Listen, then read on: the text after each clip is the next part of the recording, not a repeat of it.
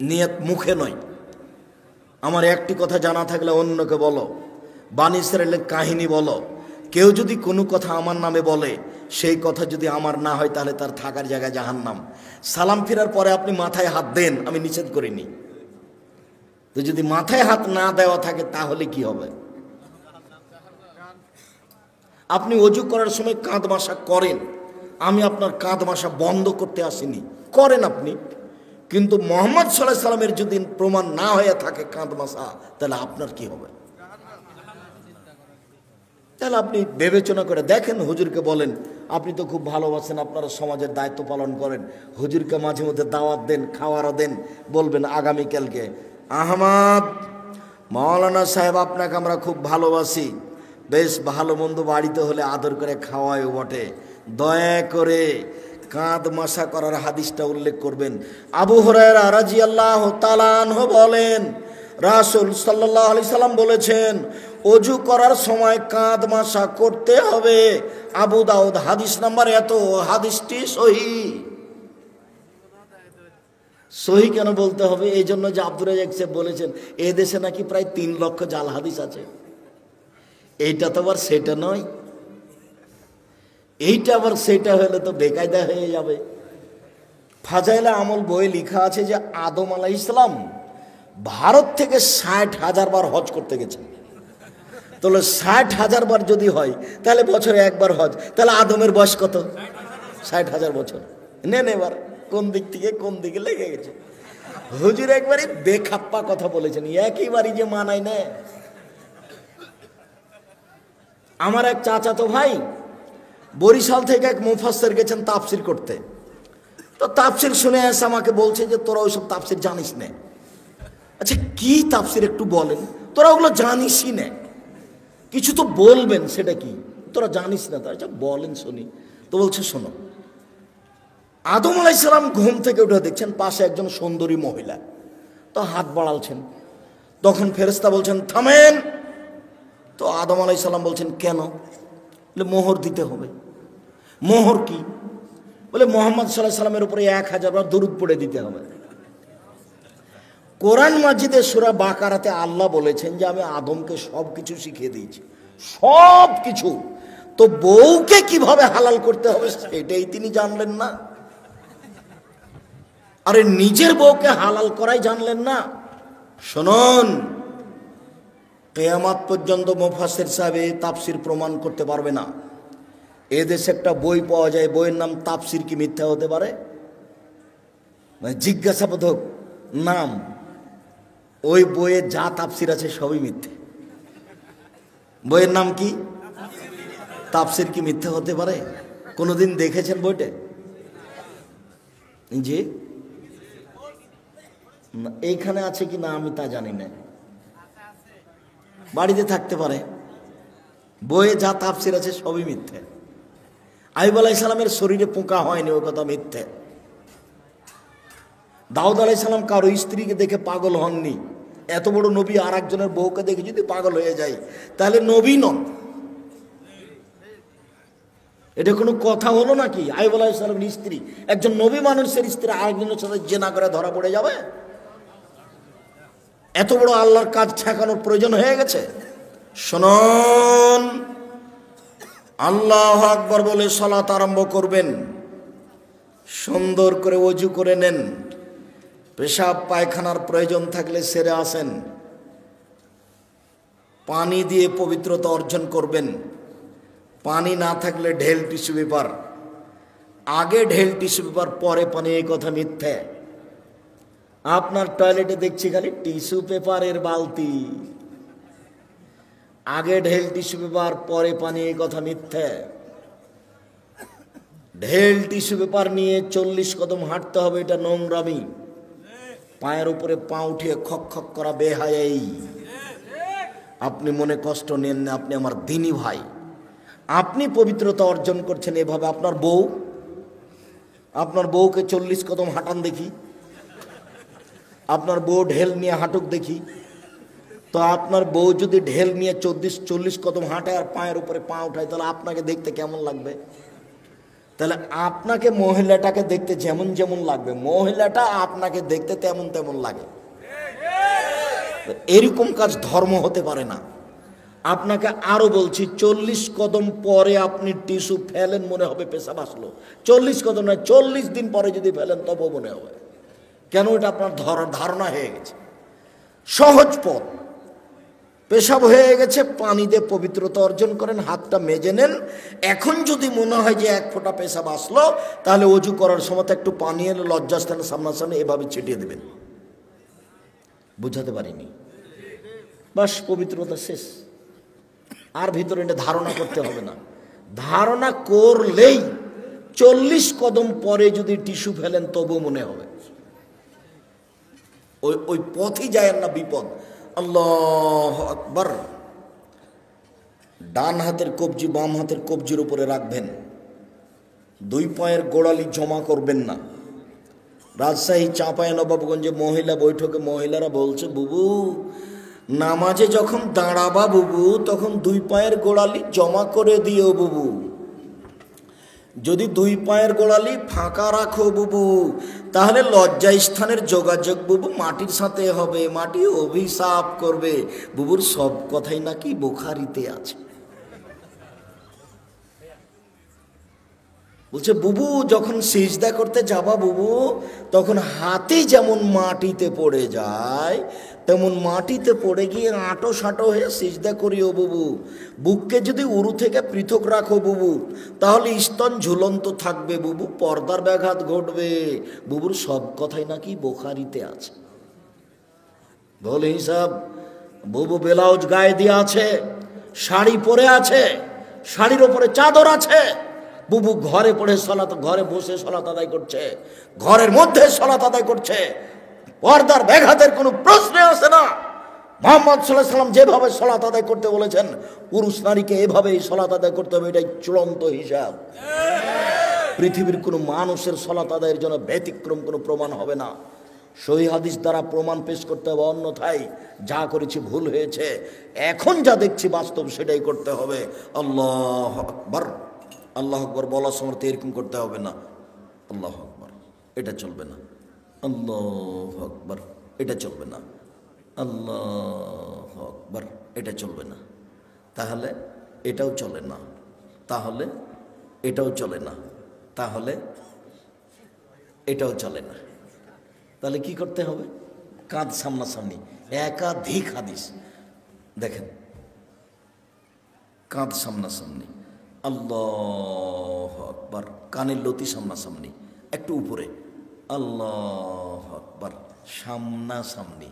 হাদিসের শব্দ সামনাসামনি। আপনাকে আমি কি দিয়ে বুঝাই? কেন আপনি আঙ্গুলটা এখানে নিয়ে আসলেন? কেন আপনি এরকম করতে গেলেন? কেন আপনি এরকম করলেন কেন? আল্লাহু আকবার। ডান হাতের কবজি বাম হাতের কবজির উপরে রাখেন, সহিহ হাদিস। বাহুর উপরে বাহু রাখেন, সহিহ হাদিস। বাহুর উপরে বাহু রেখে যদি ছেড়ে দেন, তাহলে বুক থেকে একটু নিচে যাবে, পেটের উপরে থাকবে। আর কবজির উপরে কবজি রেখে বুকের উপরে রাখেন, 5টা সহিহ হাদিস। কবজির উপরে কবজি রেখে একেবারে ছেড়ে দেন নাভির নিচে, 3টে জাল ও জয়ীফ হাদিস। আপনাকে আমি মানার জন্য বাধ্য করিনি। তবে কেউ যদি বলে যে নিচেও বাঁধা যাবে, তো তাকে বলবেন যে জীবনে কোনোদিন উপরে কি বেঁধে দেখেছেন? কথা বুঝাতে পারিনি, বলেই দেখেন আপনি। আমি কোনোদিন মাযহাব নিয়ে আলোচনা করিনি। আমাকে যদি কেউ জিজ্ঞাসা করেছে মাযহাব মানা যাবে কি, তখন আমি বলেছি বিচারের মাঠে আল্লাহ যদি ইমাম আবু হানিফা রাহিমাহুল্লাহকে বলেন যে তুমি কি কাউকে বলেছিলে যে আমাকে মেনে চলো, তাহলে ইমাম আবু হানিফা যদি বলেন না না না না আমি কাউকে মানতে বলিনি, তাহলে আপনার কি হবে? আমি উত্তরে এইটা বলেছি। আমি মানা যাবে না যাবে এই কথা বলিনি। ওনাকে যদি আল্লাহ জিজ্ঞাসা করেন তো উনি কি বলবেন সেটা। আর আপনাকে আমি বলেছি যে চারটা মাযহাব মানতে হবে এটা আপনি বলছেন, আর চিরদিনই একটা মানলেন, তো আর একটা আপনার এত বড় শত্রু হলো কেন? আর একটা মেনে দেখলেন না একদিন? তাহলে বোঝা যাচ্ছে যে সংকীর্ণতা ভিতরে বিরাজ করে, যার কারণে আমি দল করতে নিষেধ করি। কোনো দল, কোনো সংগঠন, কোনো কিছু করবেন না। এনারা যারা মঞ্চে বসে আছেন, তারা যদি কেউ আওয়ামী লীগ হয় তাহলে বিএনপিকে দেখতে পারেন না, যারা বিএনপি তারা আওয়ামী লীগকে দেখতে পারেন না। এটা হলো দলের প্রতিক্রিয়া। আমি বলেছি যে দুই বোন একসাথে জন্ম নিয়েছে, যমজ, খুবই সুন্দরী, খুবই ভদ্র, নম্র, দেখতে সুন্দরী, ভালো পড়াশোনা করেছে। তো একজনের বিবাহ হয়েছে আওয়ামী লীগ লোকের সাথে, একজনের বিবাহ হয়েছে বিএনপির লোকের সাথে, তারা এখন কথা বলে না। এটা কি হলো? এটা হলো প্রতিক্রিয়া, এটা হলো প্রতিক্রিয়া, এটা হলো সংকীর্ণতা। জেহেনটা খালি রাখেন, শুধুমাত্র আল্লাহ এবং আল্লাহ রাসূলের কথা মানব, তখন সব সহজ। আমি আমার জীবনে কোনোদিন বলিনি যে আমি যেটা বলছি সেটা মানেন। আমি বলেছি আমি যেটা বলছি সেটা সত্য। তবে মানুষ শেষে যদি আমার কোনো জায়গাতে ভুল দেখা যায় তাহলে আমি ছেড়ে দিতে বাধ্য থাকবো, আমি তো আর ফেরেশতা নই। আল্লাহু আকবার, হাত বেঁধে সানা,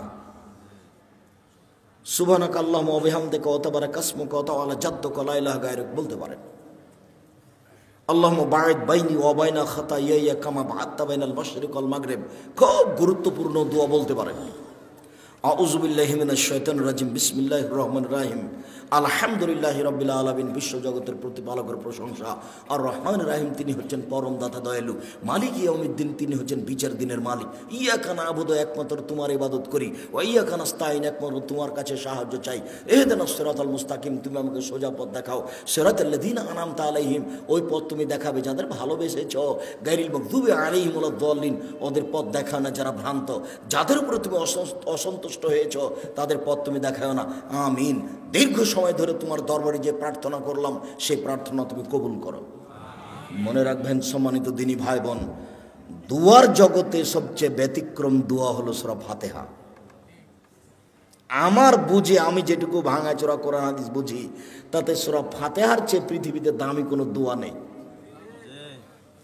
আর একটা মনে রাখবেন, খুব প্রশংসা প্রিয়, খালি আলহামদুলিল্লাহ বললেই খুশি, আলহামদুলিল্লাহ। ওই জন্য আল্লাহ রাসূল বলছেন আফজালু দুআয়ে আলহামদুলিল্লাহ, সবচেয়ে উত্তম দোয়া কি? আলহামদুলিল্লাহ। আলহামদুলিল্লাহ বলার পরে বলছে আকাশ জমিন ভর্তি নেকি দিয়ে দিলাম। যা কত নেকি দিয়ে দিলাম, আলহামদুলিল্লাহ। এই জন্য তাসবিতে দিয়ে দেওয়া হয়েছে আলহামদুলিল্লাহ, আলহামদুলিল্লাহ, আলহামদুলিল্লাহ, মানে খুবই খুশি, খুব প্রশংসা প্রিয়। আপনি খালি আলহামদুলিল্লাহ বলেন, খুব খুশি। সুবহানাল্লাহি ওয়া বিহামদিহি বলেন, খুব খুশি। সুবহান রাব্বিল আযীম বলেন, একবারে খুশিতে আটখান। সুবহান রাব্বিল আলা বলেন, খুব খুশি, মানে আপনি তার খুব পবিত্রতা বর্ণনা করেছেন। প্রশংসা করে কিছু চাইলে দিয়ে দিবেন, নাও কি দিবেন, নাও, আমি খুশি হয়ে গেছি। প্রশংসা করে শুরু করেছেন, এক সমস্ত প্রশংসা তোমার, আর রহমানের রহিম, পরম দাতা দয়ালু তুমি, মালিক ইয়াউমিদ্দিন, বিচার দিনের মালিক তুমি।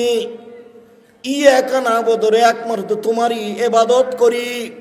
ওয়া ইয়াকা নাস্তাইন, একমাত্র তোমার নিকটে সাহায্য চাই।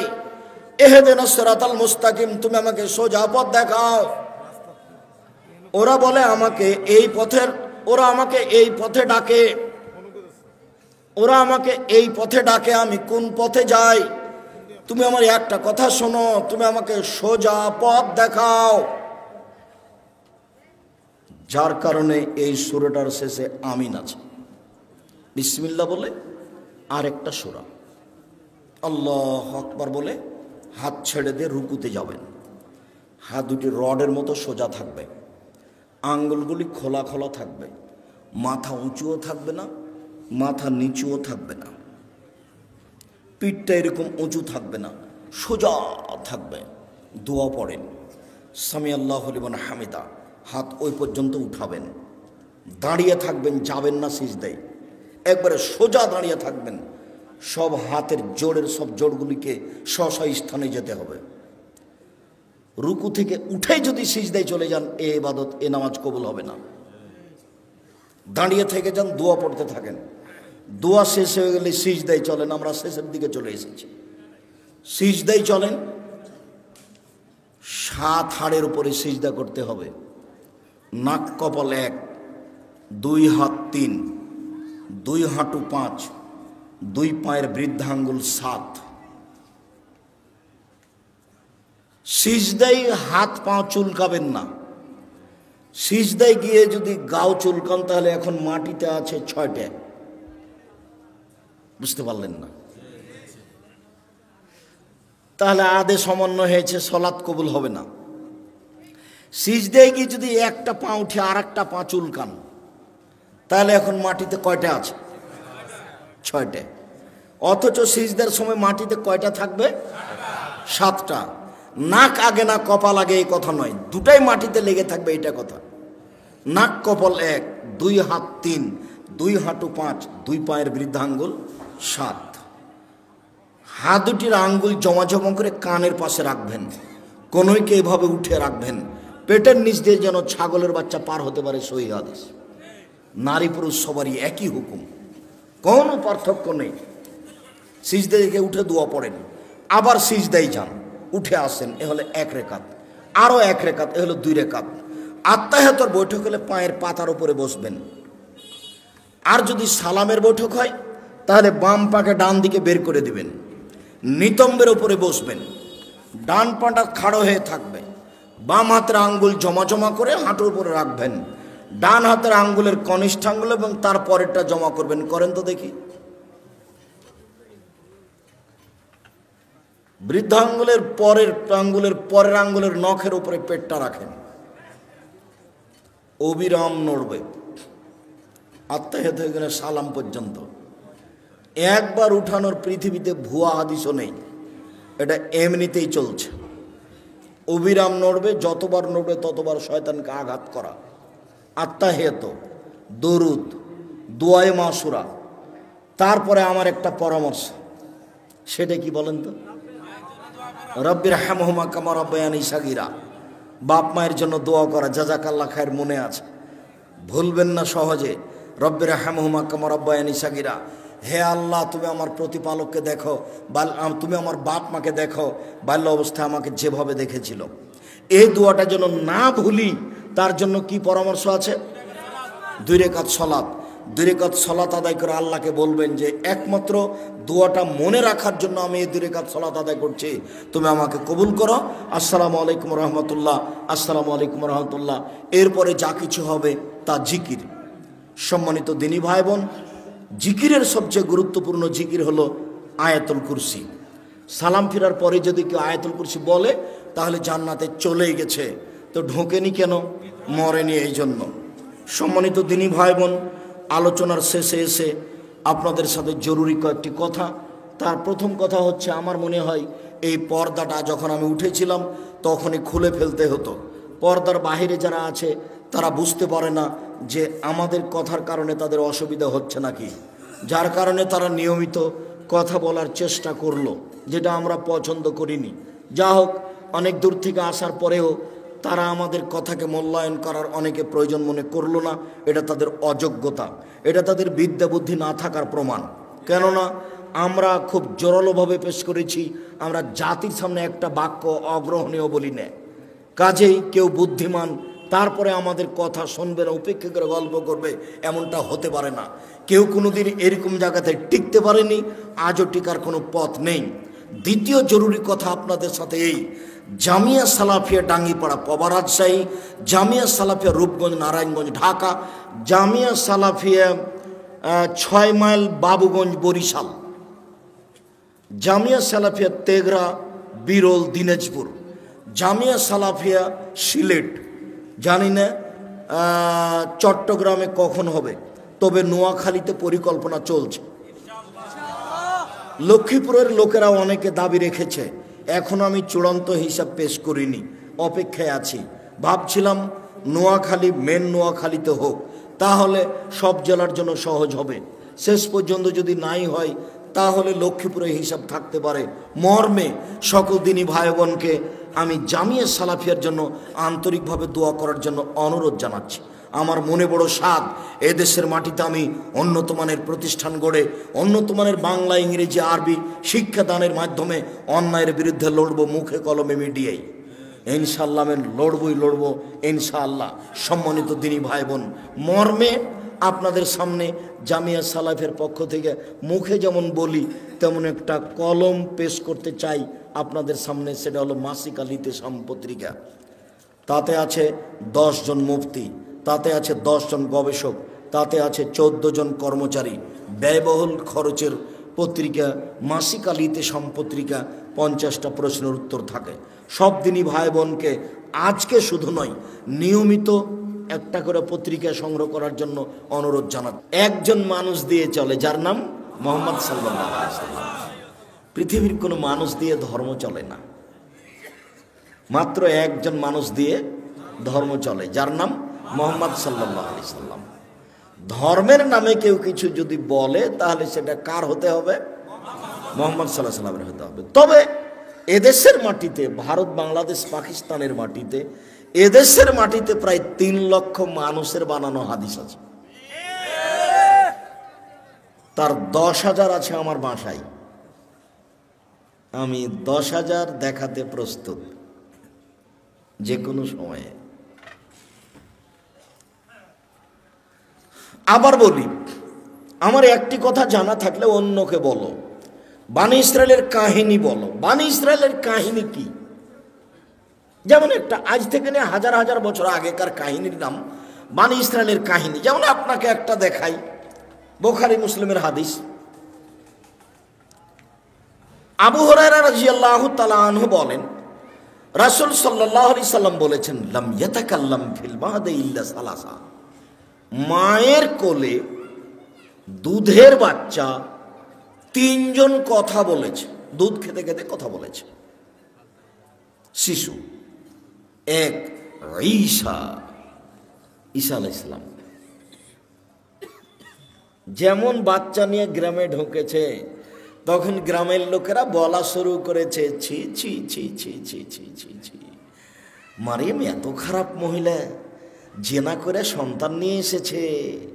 আরে ওর তো বাপ ভালো মানুষ ছিল, ওর মা কত ভালো মানুষ ছিল, ছি ছি ছি ছি ছি, কত খারাপ মহিলা, অবৈধ সন্তান নিয়ে এসেছে গ্রামে। সবাই বলা বলি করতে লাগলো। এ তো মুখ তো বন্ধ করা যাবে না কারো, যার যা ইচ্ছা সে তা বলে নিচ্ছে। এখন উনি আর কি বলবেন? তখন উনি বলছেন, বাচ্চার সাথে কথা বলেন। তখন বাচ্চা বলছেন, আব্দুল্লাহ নবীন, আমি হচ্ছে আব্দুল্লাহ, আল্লাহর বান্দা, আমি নবী। দুধের বাচ্চা কথা বলছে। 2, রাজুলুন কানাফি বানি ইসরাইল ইকরালাহু জোরাইজ। হাজার বছর আগে একটা লোক ছিল, তার নাম ছিল জোরাইজ। ইসল্লফি সওমাতে, সে তার গির্জা ঘরে ইবাদত করত। ফাআতাত উম্মুহু, একদা তার মা তার কাছে আসলো। ফাদাত, তার মা তাকে ডাকলো। যখন তার মা তাকে ডাকলো, ফাকালা, সে নিজেকে বলতে লাগলো, উজিবহা উসল্লি, আমি কি এখন আমার মায়ের ডাকে সাড়া দিব না সলাত আদায় করব? আমার মা যে ডাকছে, আমি যে এখন সলাত আদায় করছি, তো আমি এখন মায়ের ডাকে সাড়া দিব সলাত বাদ দিয়ে, না আমি সলাত আদায় করতেই থাকবো? তা ভাবতে ভাবতে একটু দেরি হয়ে গেছে। দেরি হতেই মা বলছেন, আল্লাহুম্মা, তুমি তো তাতুরিয়া ওজুহাল মুমিসাত, আল্লাহ তুমি এই ছেলের মরণ দিও না, পতিতালয়ের মহিলার মুখ দেখা পর্যন্ত। আল্লাহ এই ছেলে যেন না মরে একজন খারাপ বদ মহিলার সাথে দুর্ঘটনা না হওয়া পর্যন্ত। আল্লাহ পতিতালয়ের মহিলার মুখ দেখা না পর্যন্ত এই জন্য না মরে। এই কথা বলে মা চলে গেলেন। মায়ের মন খারাপ। ফাতার রাজাতুল্লাহ হিমবা, বলতে না বলতে একজন মহিলা এসে উপস্থিত। ফাকাল্লামাত, মহিলা এসে জোরাইজের সাথে কথা বলল, আমার সাথে জেনায় লিপ্ত হন। ফাআবা, তিনি অস্বীকার করলেন। ছি ছি ছি ছি ছি ছি, তুমি বলো কি কথা? হ্যাঁ, তোমার সাথে আমি জেনা করব মানে? বলো কি তুমি? ফাআতাতি রাইয়া, মহিলা একটা রাখালের কাছে আসলো। ফাম কানাথু, মহিলা রাখালকে চেপে ধরলো। অবৈধ কর্ম করলো, ফাওয়ালাদাত গোলামান, এতে সে একটা বাচ্চা জন্ম দিল। ফাকালাত হুয়া মিন জোরাইজ, বাচ্চাটা প্রসব করার পরে বলল এই বাচ্চা হলো জোরাইজের। ফাতাহু, জনগণ তার গির্জা ঘরের কাছে আসলো। ফাকাসসারুহু, তার গির্জাঘরকে ভেঙে খান খান ধুলা ধুলা করে দিল। ওয়ানজালুহু, তারা তাকে গির্জাঘর থেকে বের করে টেনে হেঁচড়ে রাস্তায় নামিয়ে দিল। ও সাব্বুহু, যার যা ইচ্ছা সে তা গালি দিল। গির্জাঘরে অবৈধ কর্ম করে এইটা প্রমাণ তাদের কাছে মহিলার মুখের মাধ্যমে। আপনার লক্ষ্মীপুর জেলে 20 বছর 10 বছর থেকে কতজন লোক আছে, ও নিজেও জানে না আমি কেন জেলে, জজও জানে না ঘটনা কি, উকিলও জানে না ঘটনা কি। সাক্ষী বলছে আমি 2 চোখে মারতে দেখেছি, অথচ সেদিনও লক্ষ্মীপুরেই ছিল না, ছিল রংপুরে। তার নাম মিথ্যা সাক্ষী, তার নাম মিথ্যা সাক্ষী। পৃথিবীতে 3য় মহাপাপ হলো মিথ্যা সাক্ষী। তো কথা তো সমাজে ছড়ালো যে জোরাইজ অন্যায় করেছে, কেউ তো রক্ষা করলো না। যার যেভাবে মনে চলো সে সেভাবে তার সাথে খারাপ আচরণ করলো। ফাকামা, জোরাইজ দাঁড়ালো। ফাতাওয়াদ্দা, অজু করলো। অসল্লা রাকাতাইন, 2 রাকাত সালাত আদায় করলো। ফাতাল গোলামা, এবার দুধের বাচ্চার কাছে আসলো। দুধের বাচ্চাকে এসে বলল, মানা বুকা, ও দুধের বাচ্চা তুমি বলো তো তোমার বাপকে। কালা আবিয়া রাই, বাচ্চা বলল আমার বাপ রাখাল। ফাকালো, জনগণ বলল, নাবলি সাওমাতাকা বিযাবে, জোরাইজ তোমার গির্জাঘর স্বর্ণ দিয়ে বানিয়ে দিব। কালা লা ইল্লা বিত্তিন, জোরাইজ বললেন না, আমার গির্জাঘর যা ছিল মাটি দিয়ে বানিয়ে দিতে হবে, তাহাই করিতে হইবে। হাদিস মুসলিম। এর নাম বানি ইসরায়েলের কাহিনী, হাজার হাজার বছর আগের কাহিনী। কাহিনী সত্য, বলতে পারবেন। এই হাদিসে কি বুঝলাম? 1 নাম্বার বুঝলাম, ভুলেও কোনোদিন ছেলে মেয়ের জন্য বদদুয়া করবেন না। ছেলে মেয়ে যদি আপনাকে মারে, গালি দেয়, জমি দখল করে নেয়, বাড়ি থেকে বের করে দেয়, তবু মুখ খুলবেন না। যদি ছেলে মারে তাহলে তাড়াহুড়া করে অজু করে 2 রাকাত সালাত আদায় করে আল্লাহর কাছে হাত তুলে বলেন, আমাকে ছেলে ফিরিয়ে দাও। আমি এরকম ছেলে মানুষ করিনি, আমার ছেলে আমাকে মাথায় করে থাকবে, শ্রদ্ধা করবে, আমি এটা চাই তোমার কাছে, তুমি আমাকে ছেলে ফিরিয়ে দাও। 2 চোখের পানি ঝরঝর করে ঝরবে, আর আপনি আল্লাহকে কথা বলবেন, ছেলে 24 ঘন্টার মধ্যে আমি ফিরিয়ে চাই। যেই ছেলে আমার পা ধরে বলবে আব্বা ভুল হয়েছে, আপনাকে আর আমি কোনোদিন কোনো কথা বলবো না, আমি আমার জীবন বাজি রেখে আপনাকে শ্রদ্ধা করব, আপনার যা কিছু বলার আপনি বলবেন, আমি কোনোদিন প্রত্যুত্তর করব না। আমি এইটা চাচ্ছি তোমার কাছে। কেন আপনি বলতে গেলেন তোর উপরে গজব নাজেল হবে, তোকে ত্যায্যপুত্র করলাম, তোকে এই করলাম, তোকে সেই করলাম, তোকে জমি দিব না, তোকে জায়গা দিব না, তুই বাড়ি থেকে বের হয়ে যায়, এই কথা বললেন কেন আপনি? শোনেন, বাপ হিসেবে, মা হিসেবে জীবনে কোনোদিন ছেলে মেয়ের বিরুদ্ধে মুখ খুলবেন না। রাসূল সাল্লাল্লাহু আলাইহি ওয়াসাল্লাম নিষেধ করেছেন, কখনো তোমরা তোমাদের ছেলে মেয়ের উপরে বদদুয়া করো না। 3 শ্রেণীর মানুষের দোয়া কবুল হবে, মধ্যে কোনো আড় নাই। বলার সাথে সাথে লেগে গেছে, বলার সাথে সাথে একবারে লেগে যাবে, সেটা হলো বাপ মা। মন খারাপ করবেন না ছেলে মেয়ের উপরে। ছেলে মেয়ে যদি খারাপ আচরণ করে তো আমি যেটা পরামর্শ দিলাম পালন করতে পারবেন না?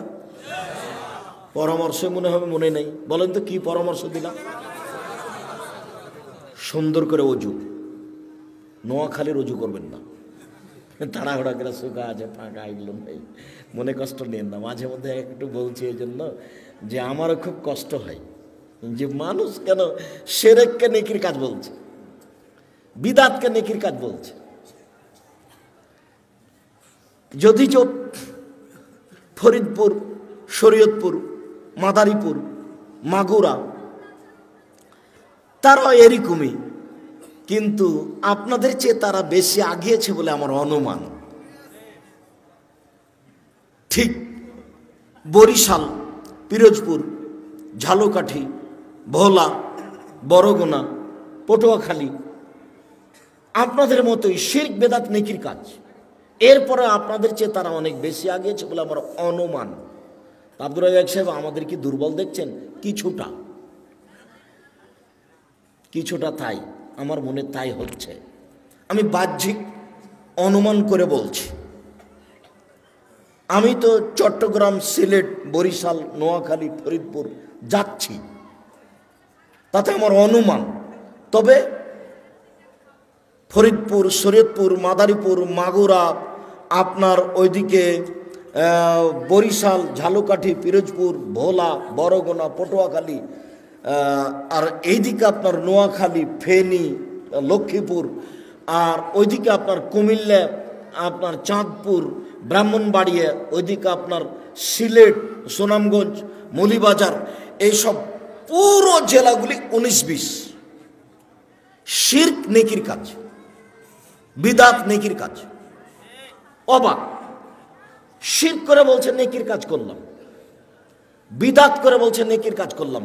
আসসালামু আলাইকুম, হাত খানটেন একবার বুকে মারলো, তারপর এরকম বলছে।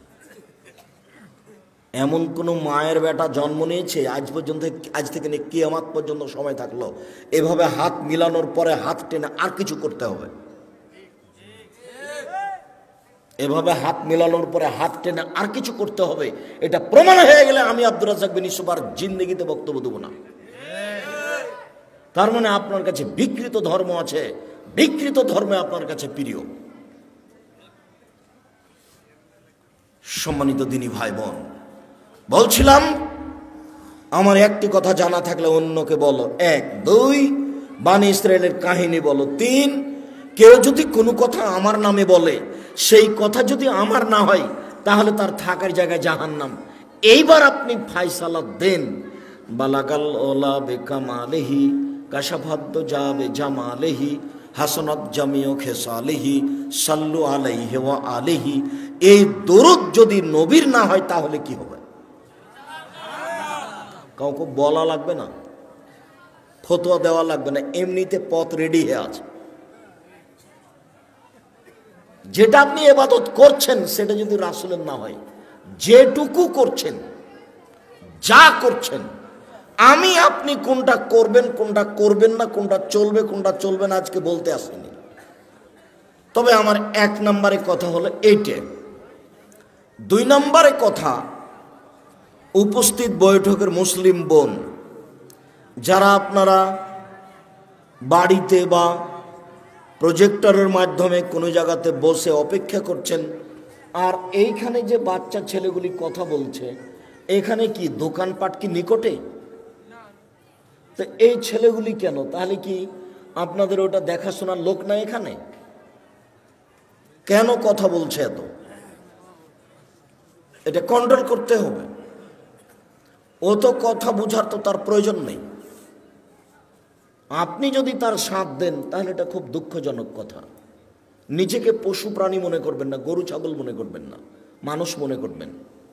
বুঝেও বুঝে না ওরা অন্তর আছে, বুঝে না। দেখেও দেখে না ওরা চক্ষু আছে, দেখে না। শুনেও শোনে না ওরা কান আছে, শোনে না। উলাইকা কাল আনাম, তারা পশু প্রাণীর মতো, তারা গরু ছাগলের মতো, তারা কুকুর শ্রীগালের মতো, বাল হাজাল বরং তার চেয়ে খারাপ। আল্লাহ মানুষকে বলছেন যে ওরা গরু ছাগলের মতো, কুকুর শ্রীগালের মতো, বাল হাজাল বরং তার চেয়ে খারাপ। আব্দুর রাজ্জাক সাহেব, তার চেয়ে খারাপ কে? তার চেয়ে খারাপ তোমার বাপ। দেখেন, আপনাকে খুব ভালোবাসি, কষ্ট দিয়েন না আমাদের। দেখো, আমি যদি তোমার বাপকে কুকুর শ্রীগালের চেয়ে খারাপ প্রমাণ করতে না পারি, তা আমি আব্দুর রাজ্জাক বিন ইউসুফ কথা বলবো না। কিভাবে করবেন করেন তো দেখি। তোমার দাদা মরা 10 বছর হলো, 3 বিঘা জমি রেখে গেছে।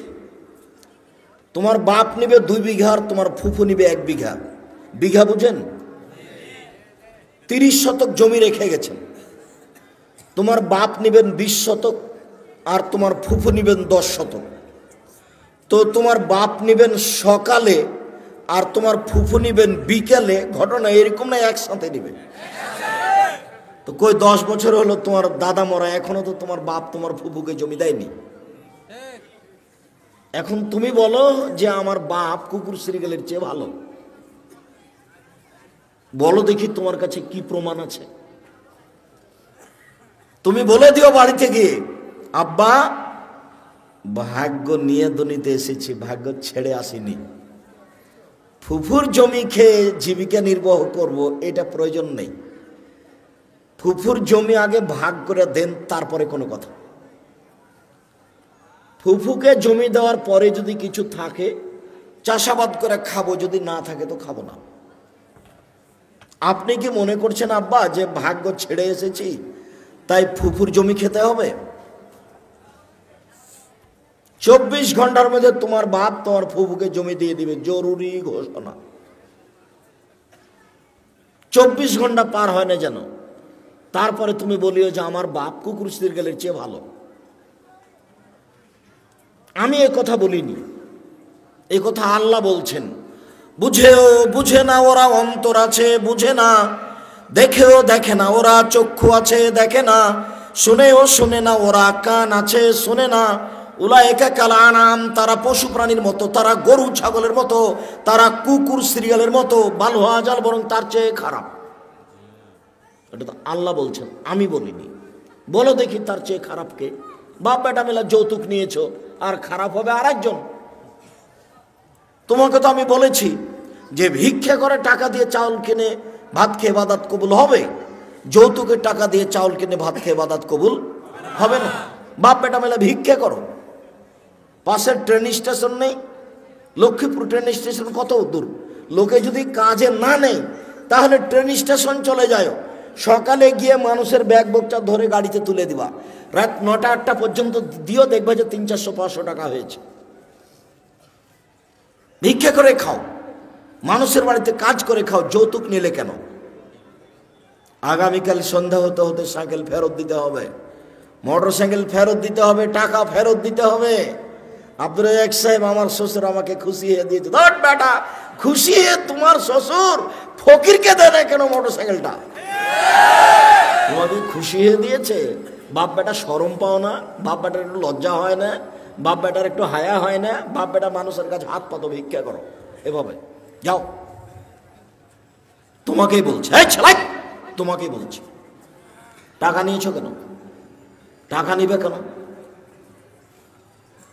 তোমার স্ত্রীকে তোমার শ্বশুর কষ্ট করে লালন পালন করেছে, বিবাহ দিয়ে দিয়েছে। তুমি সময়ে কিছুই না পারলে গরিব মানুষ কাজ করে খাও, বছরে একটা লুঙ্গি কিনে বলবে আব্বা আপনাকে আমার একটা উপহার দেওয়ার খুব স্বাদ, তেমন কিছু করতে পারিনি, লুঙ্গিটা নেন। এটা বলতে পারো না? কথায় কথায় রাগ দেখাও, সিদ্ধান্ত পরিবর্তন করো। সম্মানিত দিনী ভাই বোন, আপনাদের সাথে জরুরি কথা, বিশেষভাবে মুসলিম বোন শোনেন। আপনি যদি 4টা কাজ করতে পারেন, জান্নাতের সব দরজা খোলা। উপস্থিত বৈঠকের মুসলিম বোন, সারা পৃথিবীর মহিলা, আপনারা যদি 4টা কাজ করতে পারেন, জান্নাতের সব দরজা খোলা। 1, সলাত খামসাহা, 5 ওয়াক্ত সলাত আদায় করলো। 2, সমাত সাহারাহা, রমজান মাসে সিয়াম পালন করলো, রোজা থাকলো। 3, আতাত বালাহা, স্বামীকে মেনে চললো।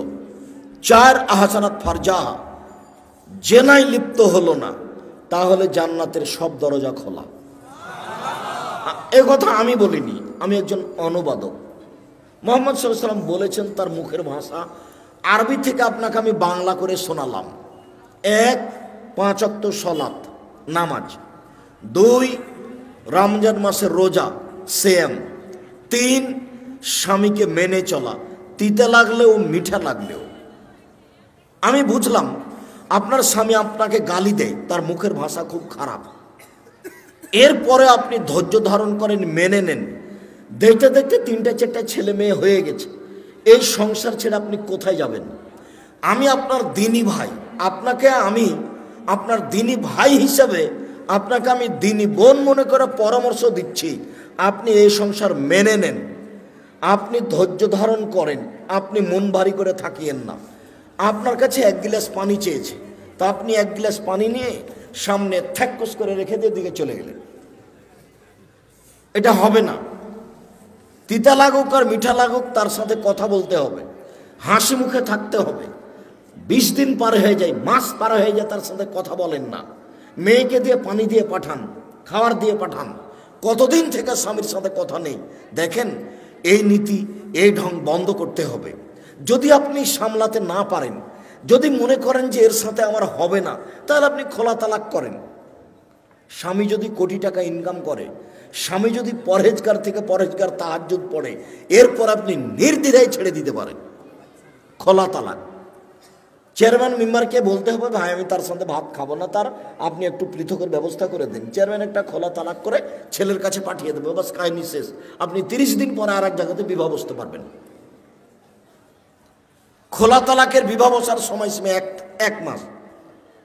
আপনাকে আমি এই সংসারে থাকতে বাধ্য করিনি, তবে আপনি মুখ বন্ধ করে কথা না বলে মাস মাস কাটাবেন, এর অনুমতি নেই। আপনার স্বামীর মুখ খারাপ হবে, এটা মেনে নিলাম। আপনাকে গালি দেয়, এটা আমি মেনে নিলাম। আপনাকে মারে, এটা আমি মেনে নিলাম। যেহেতু এতদিন পর্যন্ত আছেন, তাহলে একটু খোলা মুখে, হাসি মুখে স্বামীকে মেনে চলেন, আপনার জন্য ভালো হবে। জান্নাতের দরজা সব খোলা, আমি বলিনি, এ কথা মুহাম্মদ সাল্লাল্লাহু আলাইহি ওয়াসাল্লাম বলেছে।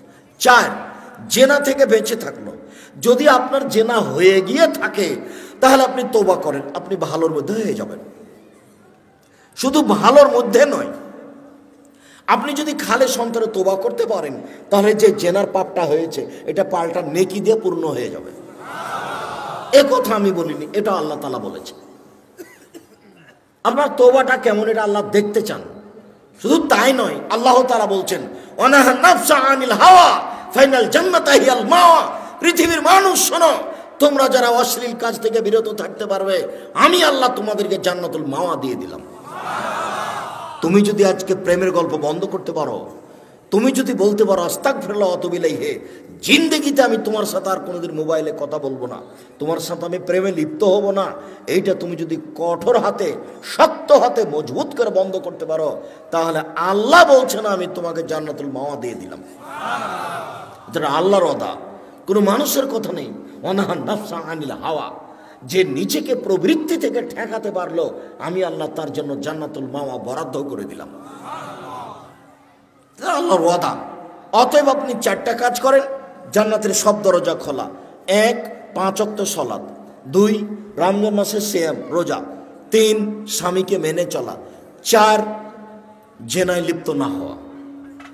হলে ক্ষমা চান, ঠিক হয়ে যাবে।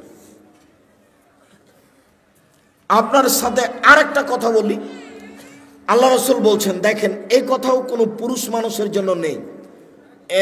1, নবীগণ জান্নাতে যাবেন। 2, শহীদেরা জান্নাতে যাবে। 3, সত্যবাদীরা জান্নাতে যাবে। 4, মহিলারা জান্নাতে যাবে। তবে 4-এ একটা কথা আছে, তবে যারা স্বামীকে মেনে চলে। আমার এখানে কিছু করার নেই। মুহাম্মদ সাল্লাল্লাহু আলাইহি ওয়াসাল্লাম এভাবে বলেছেন, নবীগণ জান্নাতে যাবেন। 2, সত্যবাদীরা জান্নাতে যাবে। 3, শহীদেরা জান্নাতে যাবে। 4, মহিলারা জান্নাতে যাবে। তবে বুঝাতে পারি না মনে হয়। যদি তবে না বলতেন তাহলে তো কাজ হয়েই গেছে, কিন্তু এটা ধর্ম তো আমাদের হাতে নেই।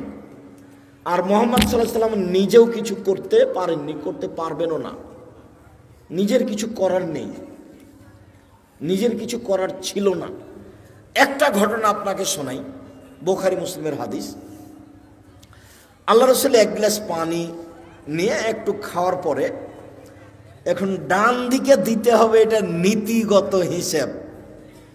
তো ডান দিকে আছে ছোট ছোট বাচ্চা, বাম দিকে আছেন আবু বকর সিদ্দিক, উমর। তখন আল্লাহ রাসূল ছোট ছোট বাচ্চাগুলিকে বলছেন, এই শোনো শোনো শোনো, তোমরা আমাকে একটু অনুমতি দাও না, আমি গিলাসটা এদিকে দিই। বাম দিকে বড় মানুষ আছে, কিন্তু আমি তো দিতে পারি না, আমাকে ডান দিক থেকে দিতে হবে, তো তোমরা একটু অনুমতি দাও আমাকে। তখন বাচ্চারা বলছে, না না না না, আপনার পক্ষ থেকে পানি আমরা পাবো, সেটা অন্য কাউকে দিব, এটা হতে পারে না। তখন আল্লাহ রাসূল বলছেন, নাও নাও, তাহলে তোমরাই নাও, নাও তোমরাই নাও। হাদিস বুখারী মুসলিম। এতে আপনি কি বুঝলেন? পৃথিবীর সবচেয়ে বড় মানুষ, এত বড় দামি মানুষ আল্লাহ পৃথিবীতে কাউকে সৃষ্টি করেননি। বিচারের মাঠে যেদিন কেউ কথা বলতে পারবে না, সেদিন তিনি বলবেন সালমা তুতা ওয়াসফে তুসাফা, মাথা উঠেন বলেন, যা বলবেন আমি আল্লাহ তাই মেনে নিব, যা সুপারিশ করবেন আমি তাই গ্রহণ করব। আপনি একটু বলেন কি বলতে চান? যাহাই বলবেন তাহাই মেনে নিব, যা সুপারিশ করবেন তাহাই গ্রহণ করব। এই কথা আল্লাহ বারবার বলবেন বিচারের মাঠে। ইনি হচ্ছেন মুহাম্মদ সাল্লাল্লাহু আলাইহি ওয়াসাল্লাম। এত বড় মানুষ বাচ্চা ছেলের কাছে অনুমতি চাচ্ছেন। আর একটা জিনিস ডান দিক থেকেই দিতে হবে, নিজে থেকে তো একটা ধর্ম বানাতে পারেন। আচ্ছা এই শোনো, ডান দিক থেকে দেওয়ার নিয়ম, কিন্তু আমি আজকে বাম দিক থেকে চালু করে দিলাম, এটা বলতে পারতেন। কিন্তু ধর্ম তার নিজের নয়, উপর থেকে যা বলেছেন তাই হবে। তাহলে পীর সাহেবের কি হবে? আপনাকে আর পীর সাহেবকে দেখে আমার মাঝে মধ্যে খুব অবাক লাগে। আর যেসব দিনী ভাই বোন আমার বিরুদ্ধে বলে, তাকেও দেখে আমার অবাক হয় যে আমি তো কোনোদিন অপ্রয়োজনীয় বাক্য বললাম না, তো এই আমার পিছনে লাগলো কি করে, কেন এ কথা বলছে? আচ্ছা, আমি না হয় চাঁপাইনবাবগঞ্জ পল্লী এলাকাতে বক্তব্য দিতে গিয়ে বলেছিলাম, ঘটনাটা ছিল এই যে চাঁপাইনবাবগঞ্জ পল্লী এলাকার মহিলারা বাড়ির পিছন দিকে গিয়ে সমতল মাটিতে বসে পেশাব করে। তো সমতল মাটিতে বসে পেশাব করলে পেশাব ছিটে এসে গায়ে লাগবে। মানুষের পেশাব ভয়াবহ, ইবাদত কবুল হবে না, না ধুইলে কবরে শাস্তি হবে।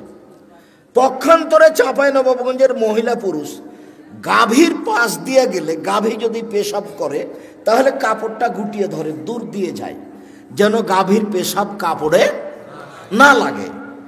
অথচ যেসব প্রাণীর গোশত খাওয়া যায় সেসব প্রাণীর পেশাব নাপাক নয়, ওটা হাদিস বুখারী মুসলিম। আমার কিছু করার নেই। উটের পেশাব খেতে আল্লাহর নবী বলেছেন, আমি কি করতে পারি বলেন? হাদিস বুখারী মুসলিম। পৃথিবীর সবচেয়ে দামি মানুষ, যার হাতে ধর্ম নির্ভর করে, তিনি বলেছেন যে তোমাদের পেট ফুলে গেছে, তোমরা উটের পেশাব খাও। যেখানে ছাগল বাঁধা থাকে সেই জায়গাতে তিনি সালাত আদায় করতে বললেন, নামাজ পড়তে বললেন, যে অথচ ছাগলের পেশাব আছে। আমি কি করতে পারি?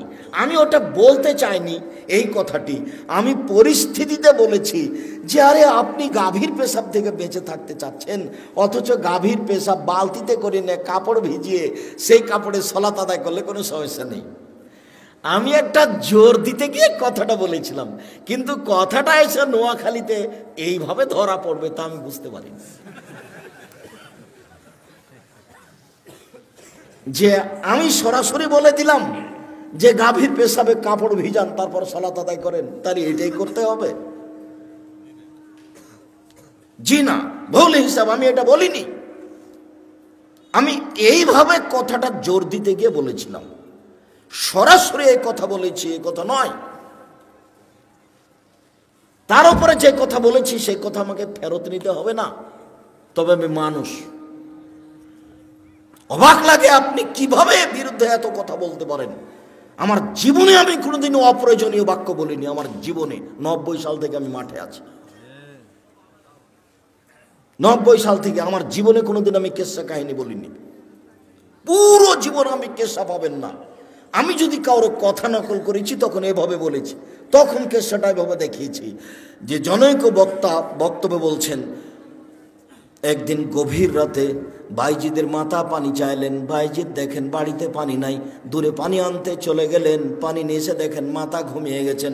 বাইজিদ গিলাস সাথে করে মায়ের পাশে দাঁড়িয়ে থাকলেন। সকাল হয়ে গেল, মায়ের ঘুম ভেঙে গেল, মা দেখে পাশে বাইজিদ গিলাস নিয়ে দাঁড়িয়ে আছে। বাবা বাইজিদ তুমি কেন দাঁড়িয়ে আছো? আম্মা আপনি সন্ধ্যা রাতে পানি চেয়েছিলেন, দেখি বাড়িতে পানি নাই, দূরে পানি আনতে গেলাম, পানি নিয়ে এসে দেখে আপনি ঘুমিয়ে গেছেন। আমি চিন্তা করলাম রাতের কোনো অংশে যদি আমার আম্মা পানি চান, আমি যদি নির্ধারিত সময়ে পানি দিতে না পারি তাহলে আমি উপযুক্ত সন্তান হতে পারবো না, সেই জন্য আমি গিলাস নিয়ে দাঁড়িয়ে আছি। মা গিলাসটা হাতে করে পানিটুকু পান করে নিয়ে বাচ্চাকে শুইয়ে দিয়ে আল্লাহর দরবারে প্রার্থনা করতে লাগলেন, আল্লাহ আমার বাইজিদের প্রতি আমি খুশি হয়ে গেছি, তুমি আমার বাইজিদকে কবুল করে নাও। মায়ের দোয়া কবুল হয়ে গেল, বাইজিদ বড় আলেম হয়ে গেলেন। ঘটনা মিথ্যে। আমি যদি বক্তব্য কণ্ঠস্বরে কোনো কথা বলে থাকি, যদি কাহিনী বলে থাকি, তা আমি কারো কথা নকল করে এভাবে বলে দেখিয়েছি আপনাকে, দিয়ে বলেছি যে এটা আপনি প্রমাণ করেন, আমার মরা পর্যন্ত সময় থাকলো। দেখি আপনি কিভাবে প্রমাণ করবেন। 30 পারা কোরআন আপনার চোখে ধরে না, এটা একটু অনুবাদ করে শোনাতে পারেন না?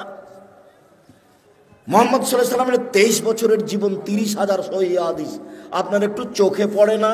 আপনি একটু এগুলো শোনাতে পারেন না? নোয়াখালী লক্ষ্মীপুর বাড়ি হলেই কি একবারে শুনে নাহমাদুল্লাহ নাস্তাগফির বলে কাহিনী শুরু করে দিতে হবে? রিয়াজুস সলেহিন থেকে খাওয়ার উপরে, পান করার উপরে 10টা হাদিস মুখস্থ করে বলা যায় না? রিয়াজুস সলেহিন থেকে 20টা হাদিস মুখস্থ করে সালামের উপরে বলা যায় না? রিয়াজুস সলেহিন থেকে সুদ ঘুষের উপরে 10টা হাদিস বলা যায় না? কেন আপনি এখানে আসলেন? কেন আপনি আসবেন এখানে? কেন আপনার মসজিদে ফাজাইল আমল থাকবে? আপনার একটু হাদিস গ্রন্থ হয় না? আপনার চোখে পড়ে না? কেন আপনি ওইসব বলবেন যে কিসসা কাহিনী দিয়ে শোনাবেন? কেন আপনি করবেন এটা? কি প্রমাণ আছে তার? শুনুন, জোর করে পরকাল হারায়েন না, টুপি দিয়ে বিচারের মাঠ রক্ষা হবে না। শুনুন, জুব্বা দিয়ে বিচারের মাঠ রক্ষা হবে না। শুনুন, পাগড়ি দিয়ে বিচারের মাঠ রক্ষা হবে না। বিচারের মাঠ বড় কঠিন। আলিয়াউমা লা তামলিকু নাফসুন লিনাফসিন শাইআ। আজ কোন মানুষ কোন মানুষের কোনো উপকার করতে পারবে না, একচ্ছত্র মালিকানা আমার। আইনাল জাব্বার আইনাল মুতাকাব্বির। স্বৈরাচারী, স্বেচ্ছাচারী, অহংকারী, বদ মেজাজিরা কোথায়? আনা মালিকুল আমলাক, আমি হচ্ছি রাজাধিরাজ। এই কথা বলে বিচার শুরু হবে। বিচারের মাঠ বড় কঠিন। সম্মানিত দিনী ভাই বোন, স্বামীকে মেনে চলেন। 3টে গুণের ভিত্তিতে একজন মহিলা ভালো হতে পারে। 1, স্বামীর সাথে কথা বললে হাসি মুখে বলে। 2, স্বামী আদেশ করলে পালন করে। 3, স্বামী বাড়িতে না থাকলে নিজেকে গুটিয়ে হেফাজতে রাখে। ভাবির বাড়ি, চাচির বাড়ি চলে যায় না, মোবাইলে গল্পে লিপ্ত হয় না, নিজেকে হেফাজতে রাখে। মনে থাকবে কি? ভালো মহিলার কয়টা গুণ বলেন তো দেখি? 3টে। 1, স্বামীর সাথে কথা বললে হাসি মুখে বলে। 2, স্বামী আদেশ করলে পালন করে। 3, স্বামী বাড়িতে না থাকলে নিজেকে হেফাজতে রাখে। এই 3টে গুণের ভিত্তিতে একজন নারী ভালো হতে পারে। এবার আপনাকে নিয়ে একটা কথা বলে আমরা আলোচনায় যাচ্ছি। আপনি কে? আপনার পরিবারের উপরে আপনার কি ক্ষমতা আছে? প্রেসিডেন্ট আইয়ুব, পাকিস্তানের প্রেসিডেন্ট মার্শাল্লাহ জারি দেশে 44 ধারা জারি আছে, কারফিউ জারি। সন্ধ্যার পরে কেউ বাড়ি থেকে বের হতে পারবে না, 4টায় যাতায়াত বন্ধ। সেদিন একটা ভ্যানওয়ালা বলছে যে খুব তাড়াতাড়ি বাড়ি যেতে হবে। বলে কেন? বলে ফখরুদ্দিনের যুগ। কি যে হয়! রাজশাহী মেডিকেলে গিয়ে দেখছি যে মেডিকেল একটা কলার ছালও নাই, মানুষও নাই। আমার নিজের কথা বলছি, নিজের চোখের দেখা কথা। আর ভ্যান চালকের কথা আমি নিজে নকল করছি। তার নাম ক্ষমতা। আপনি হচ্ছেন এই বাড়ির মালিক। এই বাড়িতে 44 ধারা জারি থাকবে আপনার পক্ষ থেকে। আপনার মেয়ে এখন এখানে এসে গল্প করছে মানে আপনি কাপুরুষ। আপনার ছেলে বেড়ি সিগারেট খায়, দোকানে আড্ডা পিটে, মানে আপনি কাপুরুষ। আপনার বিবাহ করা ঠিক হয়নি। আপনার ছেলে জন্ম দেওয়া ঠিক হয়নি। পুরুষ মানে ক্ষমতাধর। এই বাড়িতে তার ক্ষমতা চলবে, যা বলবে তাই হবে, তার নাম ক্ষমতা। এই বাড়িতে কারফিউ জারি থাকবে, তার নাম বাপ। এ কথা আমি বলিনি। বাড়ির পূর্ণ নিয়ন্ত্রণ ক্ষমতা বাপের হাতে থাকবে, এই কথা মুহাম্মদ সাল্লাল্লাহু আলাইহি ওয়াসাল্লাম বলেন। অতএব 1, ফাকসুহা মাক্তাসাইতা, যে মানের কাপড় আপনি পরবেন বউকে সে মানের পরাবেন। 2 আতেমা মাতায়েমতা, যে মানের খাদ্য আপনি খাবেন বউকে সে মানের খাওয়াবেন। 3 অলা তুকাব্বে, বউকে কখনো কটু কথা বলবেন না। বলবেন না যে তোমার ঠোঁটটা কালো, ভুলেও কোনোদিন বলবেন না। একবার ঠোঁট কালো বললে 10 বছর আপনাকে ভালোবাসবে না। ভুলেও কোনোদিন বলবেন না যে ঠোঁটটা মোটা, তোমার রংটা কালো, এভাবে বলবেন না। ভুলেও কোনোদিন শ্বশুর শাশুড়িকে গালি দিবেন না। একদিন শ্বশুর শাশুড়িকে গালি দিলে আপনার বউ আপনাকে জীবনে কোনোদিন ভালোবাসবে না। ভুলেও কোনোদিন কটু কথা বলবেন না। এই ছেলে, তোমাকে বলছি, বউয়ের সাথে তোমার এত খারাপ ব্যবহার কেন? তুমি কথাও কথা তোমার স্ত্রীকে গালি দাও কেন? ও কি পশু প্রাণী নাকি? ও কি তোমাদের বাড়ির কুকুর শ্রীগাল পশু প্রাণী?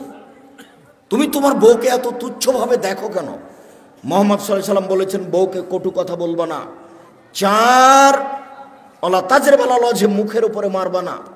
5 ওলা তাতরুকা ইল্লা ফিল বাইতে, তুমি তোমার বাড়ি ছাড়া তোমার বউকে কোথাও যেতে দিবা না। ও খালার বাড়ি যেতে পাবে না, ও ফুফুর বাড়ি যেতে পাবে না, ও ভাবির বাড়ি যেতে পাবে না, ও মায়ের বাড়ি যেতে পাবে না। জরুরি প্রয়োজন ছাড়া বাড়ি ত্যাগ করতে পারবে না। এই কথা মোহাম্মদ সাল্লাল্লাহু আলাইহি সাল্লাম বলেন, আমি বলিনি। ও আপনার বাড়ির বাইরে যেতে পারে না। বিবাহের বাড়িতে যাওয়ার কোনো প্রশ্নই আসে না। বিবাহের বাড়িতে গেলে স্বামীর সংখ্যা বেশি হয়ে যাবে।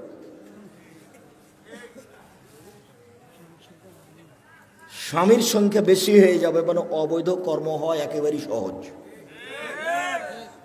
ভুলেও কোনোদিন বিবাহের বাড়ি স্ত্রীকে যেতে দিবেন না। আপনি যান, আপনার ছেলে যাক, আপনার বাপ যাক, মহিলা যদি যাওয়াই লাগে আপনার মা যাক, আপনার বউ যাবে না।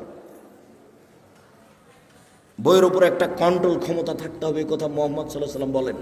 এই বাড়িতে আপনার পক্ষ থেকে কারফিউ জারি থাকবে। 5টা জিনিস জরুরি। মহান আল্লাহ বলেন, ফাসাল্লি লিরাব্বিক, পৃথিবীর মানুষ তোমরা তোমাদের প্রতিপালককে সন্তুষ্ট করার জন্য সালাত আদায় করো। মুহাম্মদ সাল্লাল্লাহু আলাইহি সাল্লাম, আপনি আপনার প্রতিপালককে সন্তুষ্ট করার জন্য সালাত আদায় করুন। মহান আল্লাহ বলেন, হাফিজু আলা সালাওয়াত ওয়াস সালাতিল উস্তা, পৃথিবীর মানুষ তোমরা 5 ওয়াক্ত সালাত আদায় করো, বিশেষভাবে আসরের সালাত আদায় করো। আসরের সালাত নির্ধারিত সময়ে আদায় করতে হবে, 5টাই করা যাবে না। দেরি করতে করতে করতে হুজুর একবারে সূর্য ডুবিয়ে দেয় মনে হচ্ছে, সেটাই হুজুরের কাছে পছন্দনীয়। এই ছেলে, প্রত্যেকটা বস্তুর ছায়া যখন তার সমপরিমাণ হবে তখন আসর। আমি বলিনি এই কথা, কে বলেছেন বলো তো? মুহাম্মদ সাল্লাল্লাহু আলাইহি সাল্লাম। আর তুমি যখন আসরের সালাত আদায় করছো তখন 10টা হয়ে গেছে গো। বুঝতে পারোনি কথা? আসরের সালাতের সময় কখন? প্রত্যেক বস্তু যখন তার ছায়াটা তার সমপরিমাণ হবে। কালকে লাঠি খাড়ো করো একটা, দিয়ে ছায়াটাতে দাগ দাও, দিয়ে এবার বোতলটা ফেলে দাও। যদি ছায়াটা তার সমান হয়ে থাকে, এখন আসরের টাইম হয়ে গেছে। এই কথা আমি বলিনি, কে বলেছেন? মুহাম্মদ সাল্লাল্লাহু আলাইহি সাল্লাম বলেছেন। পৃথিবীর কোন মানুষের কথাকে এই কথার সাথে লাগাবো না। আমি আব্দুর রাজ্জাক বিন ইউসুফ 5 পয়সা দাম নেই। পৃথিবীর কোন মানুষের কথাকে এই কথার সাথে লাগাবো না। উমর রাদিয়াল্লাহু তাআলা আনহুর কথাকে এই কথার সাথে লাগাবো না। মানুষ হিসাবে পৃথিবীর ব্যতিক্রম মানুষ উমর। যে রাস্তা দিয়ে হাঁটতেন সে রাস্তা দিয়ে শয়তান হাঁটতো না। অতএব নির্ধারিত সময়ে সালাত আদায় করার চেষ্টা করুন, একথা আল্লাহর আদেশ। যে কোনো মূল্যে সালাত আদায় করতে হবে।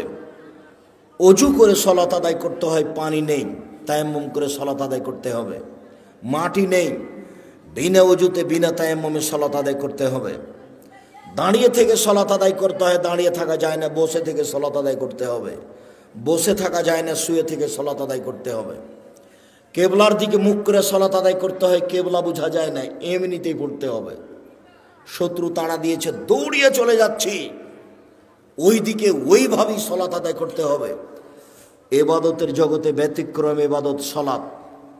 সালাত এমন একটি ইবাদত যার উপরে নির্ভর করে অন্যান্য ইবাদত। সালাত আছে, তো আর এবাদত আছে, সলাত নেই তো সব বাতিল। আব্দুর রাজ্জাক সাহেবের একাধিক দিনের বক্তব্যে আমরা জানি যে এবাদতের জগতে সবচেয়ে দামি এবাদত সিয়াম, রোজা। কেন? সলাত যতই দামি এবাদত হোক, এরপরে সলাতের নেকিটা আল্লাহ নিজে হাতে দিবেন না। বলেন তো দেখি, কোন এবাদতের নেকি নিজে হাতে দিবেন? সিয়াম। তাহলে বলতে গেলে এবাদতের জগতে সবচেয়ে দামি এবাদত হলো সিয়াম। সাপ্তাহিক রিপোর্ট আল্লাহর দরবারে কোন কোন দিনে পেশ করা হয়? বৃহস্পতিবার, সোমবার। এই জন্য আল্লাহর নবী চাইতেন যে আমার রিপোর্টের সময় দেখো তুমি যে আমি সিয়াম আছি, দেখো এই নাও দেখো। এই জন্য তিনি কোন কোন দিন ভালোবাসতেন? বৃহস্পতিবার আর সোমবার সিয়াম পালন করা। সবাইকে আমি অনুরোধ জানাচ্ছি এই 2 দিন সিয়াম পালন করার জন্য। আপনি মুরব্বী, আপনার কাছে আমার জরুরি অনুরোধ, আপনি বৃহস্পতিবার, সোমবার সিয়াম পালন করবেন। আর বাৎসরিক রিপোর্ট কোন দিন পেশ করা হয়? না না না না, শাবান মাসে। তবে শাবান মাসের কোন দিন, সেই দিন মুহাম্মদ সাল্লাল্লাহু আলাইহি ওয়াসাল্লামের জানা ছিল না, যার কারণে তিনি শাবান মাসে বেশি বেশি সিয়াম পালন করতেন। বর্ণনাকারী বলছেন, আল্লাহর নবী আপনি শাবান মাসে এত বেশি রোজা থাকেন, সিয়াম থাকেন কেন? তখন আল্লাহ রাসূল বলছেন, দেখো শাবান মাসের বাৎসরিক রিপোর্ট পেশ করা হয়, কোন দিন আমার জানা নাই। কিভাবে কিভাবে ভারত, বাংলাদেশ, পাকিস্তানের আলেম ওলামা জেনে নিলেন সেদিন 15ই শাবান। তাই কলকারখানা, অফিস আদালত, কোর্ট কাচারি, শিক্ষা প্রতিষ্ঠান সবকিছু বন্ধ করে আতর গোলাপ মেখে রাতে গোসল করে দিনে সিয়াম থাকে। অবাক কথা, এত বড় সুযোগ হলো তো আল্লাহ নবী তাহলে একদিনই থাকতেন। একদিন না থেকে তিনি বেশি দিন থেকেছেন, একবারে 15 তারিখ পর্যন্ত, 20 তারিখ পর্যন্ত, 25 তারিখ পর্যন্ত, 27 তারিখ পর্যন্ত। খালি এই টেনশনে যে কোন দিন যে হলো, কোন দিন যে হলো বাৎসরিক রিপোর্টের দিন। তো সেটা কোন মাস? শাবান মাস। কোন দিন কেউ জানে না। কিভাবে কিভাবে আমরা জেনে নিয়েছি সেই দিন কোন দিন? 15ই শাবান। হাসা ওয়া কাল্লা, কখনো নয়, ভুল হিসাব। বেশি বেশি সিয়াম পালন করে ধরতে হবে রিপোর্টের দিন। এবাদতের জগতে সবচেয়ে দামি এবাদত সিয়াম, এ কথা ঠিক। কিন্তু যদি নামাজ না থাকে তাহলে রোজাটাকে আল্লাহ এভাবে কেটে দিবেন, যা এটা বাতিল। এবাদতের জগতে শক্তিশালী, ক্ষমতাধর, পাওয়ারফুল এবাদত হলো দান। দানের চেয়ে এত ক্ষমতাধর, শক্তিশালী এবাদত পৃথিবীতে নেই। দান করলেন, এখানে মায়ের নামে কবরের শাস্তি বন্ধ, ক্ষমতাই ভিন্ন। আল্লাহ নবী বলছেন যে পানি যেমন আগুনকে নিভাতে পারে, দান তেমন পাপকে মিটাতে পারে। দান করে পাপ মিটিয়ে দেন। আল্লাহ খুব রাগান্বিত, আপনাকে জাহান্নামে দিবেন।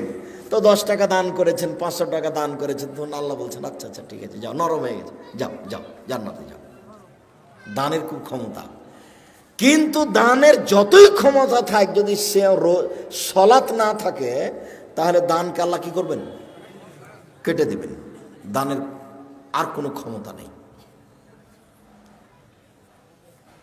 আল্লাহর ভয়ে 1 ফোঁটা চোখের পানি আল্লাহর কাছে সবচেয়ে প্রিয়। 1 ফোঁটা চোখের পানি, এর চেয়ে কোনো পছন্দনীয় ইবাদত আল্লাহর কাছে নাই। 1 ফোঁটা চোখের পানি। রাসূল সাল্লাল্লাহু আলাইহি ওয়াসাল্লাম বলছেন, লা ইয়ালিজার রাজুলু বাকা মিন খাসিয়াতিল্লাহ তা ইয়ালিজাল লাবানু ফি দারে। গাভীর বাঁট ওলান থেকে দুধ বের করে ভিতরে ঢোকানো যায় না যেমন, আল্লাহর ভয়ে কাঁদে যে সে জাহান্নামে যাবে না তেমন। গাভীর বাঁট ওলান বুঝেন কি? চাপ দিয়ে দুধ বের করে ভিতরে ঢোকানো যাবে? এই কাজটা যেমন অসম্ভব, আল্লাহর ভয়ে কাঁদে যে তার জাহান্নামে যাওয়া তেমনি অসম্ভব। এটা আমি বলিনি, এই কথা মুহাম্মদ সাল্লাল্লাহু আলাইহি সাল্লাম বলেন। এরপরেও কেঁদে আপনি অনেক নেকি করেছেন, কিন্তু সলাত নেই। এবার এটা আল্লাহ কি করবেন? এটা কেটে দিবেন, বাতিল। তাহলে ইবাদতের জগতে সবচেয়ে ব্যতিক্রম, ভিন্ন ধরনের ইবাদত হলো সলাত, যার উপরে নির্ভর করে অন্যান্য ইবাদত। সলাত এমন একটি ইবাদত যার উপরে নির্ভর করে অন্যান্য ইবাদত। অতএব পরিষ্কার কাপড় পরে সলাত আদায় করতে হয়, পরিষ্কার নেই, যেই কাপড়ে পেশাব পায়খানা লেগে আছে ওই কাপড় পরেই সলাত আদায় করবেন। পরিষ্কার অপরিষ্কার কোনো কাপড়ই নেই, আপনি উলঙ্গ হয়ে আছেন, নামাজের টাইম হয়ে গেছে, আপনি এ অবস্থাতেই সালাত আদায় করবেন। যার কারণে আমি বহুদিনই বলেছি যে মুসলিম দেশে মার্কিন সৈন্য ঢুকে, কথার কথা ইরাকে আফগানিস্তানে মুসলিম মহিলাকে ধরে 5 জন 7 জন ধর্ষণ করার পরে পরনের কাপড় খুলে নিয়ে উলঙ্গ অবস্থায় তাদের সামনে হাঁটতে বাধ্য করে। এই সময়ে যদি সলাতের টাইম হয়ে যায়, তাহলে মুসলিম মহিলাকে উলঙ্গ অবস্থায় মার্কিন সৈন্যের সামনে সলাত আদায় করতে হবে, করতেই হবে। পৃথিবীতে ব্যতিক্রম ইবাদত সলাত। যেই সলাত, যে ইবাদত মানুষের কোনো অসুবিধা বুঝে না, সমস্যা বুঝে না, অসুখ বিসুখ বুঝে না, কিছুই বুঝে না, একেবারে কিছুই বুঝে না। সময় হলে সলাত আদায় করতে আপনি বাধ্য। পৃথিবীতে ব্যতিক্রম ইবাদত সলাত। যারা সলাত আদায় করে না তারা কেমন? যারা সলাত আদায় করে না তারা কাফের। রাসূল সাল্লাল্লাহু আলাইহি সাল্লাম বলেন, মান তারাকা সলাতা মুতাআম্মিদান ফাকাদ কাফারা। কেউ যদি ইচ্ছাকৃত সলাত ছেড়ে দেয় তাহলে সে কাফের হয়ে গেল। মুহাম্মদ সাল্লাল্লাহু আলাইহি সাল্লাম বলেন, বাইনাল আবদি ওয়া বাইনাল কুফরি তারকুস সালাহ। মুসলমান এবং কাফের মধ্যে পার্থক্য হচ্ছে সলাত ছেড়ে দেওয়া। কেউ যদি সলাত ছেড়ে দেয় তাহলে সে কাফের, কেউ যদি সলাত আদায় করে তাহলে সে মুসলমান। আসহাবু মুহাম্মাদিন সাল্লাল্লাহু আলাইহি সাল্লাম লা ইয়ারাউনা তারকু কুফরুন গায়রা সালাহ। মুহাম্মদ সাল্লাল্লাহু আলাইহি সাল্লামের সঙ্গী সাথী সাহাবীগণ কেউ যদি রোজা ছেড়ে দিয়েছে তাহলে তাকে কাফের মনে করতেন না। কেউ যদি হজ না করত তাহলে তাকে কাফের মনে করতেন না। কেউ যদি যাকাত না দিত তাহলে তাকে কাফের মনে করতেন না। তবে কেউ যদি সালাত আদায় না করত তাহলে তাকে কাফের মনে করতেন। রাসূল সাল্লাল্লাহু আলাইহি সাল্লাম বলেন, উমিরতু আন উকাতিলান নাস হাত্তা ইয়াকুলু লা ইলাহা ইল্লাল্লাহ। মানুষ যতদিন পর্যন্ত লা ইলাহা ইল্লাল্লাহ না বলেছে, সালাত আদায় না করেছে, আমি তাকে পিটিয়ে সালাত আদায় করাবো, মারবো না হয় মরবো। এই হাদিসের ভিত্তিতে সেই কালে ইমাম আহমদ ইবনে হাম্বল রাহিমাহুল্লাহ বলেছেন, কেউ যদি সালাত আদায় না করে তাহলে তাকে কুরবানি করতে হবে। এই হাদিসের ভিত্তিতে সেই কালে ইমাম আবু হানিফা রাহিমাহুল্লাহ বলেছেন, কেউ যদি সালাত আদায় না করে তাহলে তাকে জেলখানায় বন্দি করে পিটিয়ে সালাত আদায় করাতে হবে। এই হাদিসের ভিত্তিতে বর্তমান আরবি বিদ্বানগণ বলছেন, স্বামী নামাজ পড়ে স্ত্রী পড়ে না, স্ত্রী পড়ে স্বামী পড়ে না, তাহলে বিবাহ কেটে গেছে, বিবাহ বাতিল। চেয়ারম্যান লাগে না, মেম্বার লাগে না, খাতা কলম লাগে না, বিবাহ এমনিতে গেছে। এই ছেলে, তুমি কি কারো গায়ে হাত দিয়ে আছো নাকি? রেডি হও।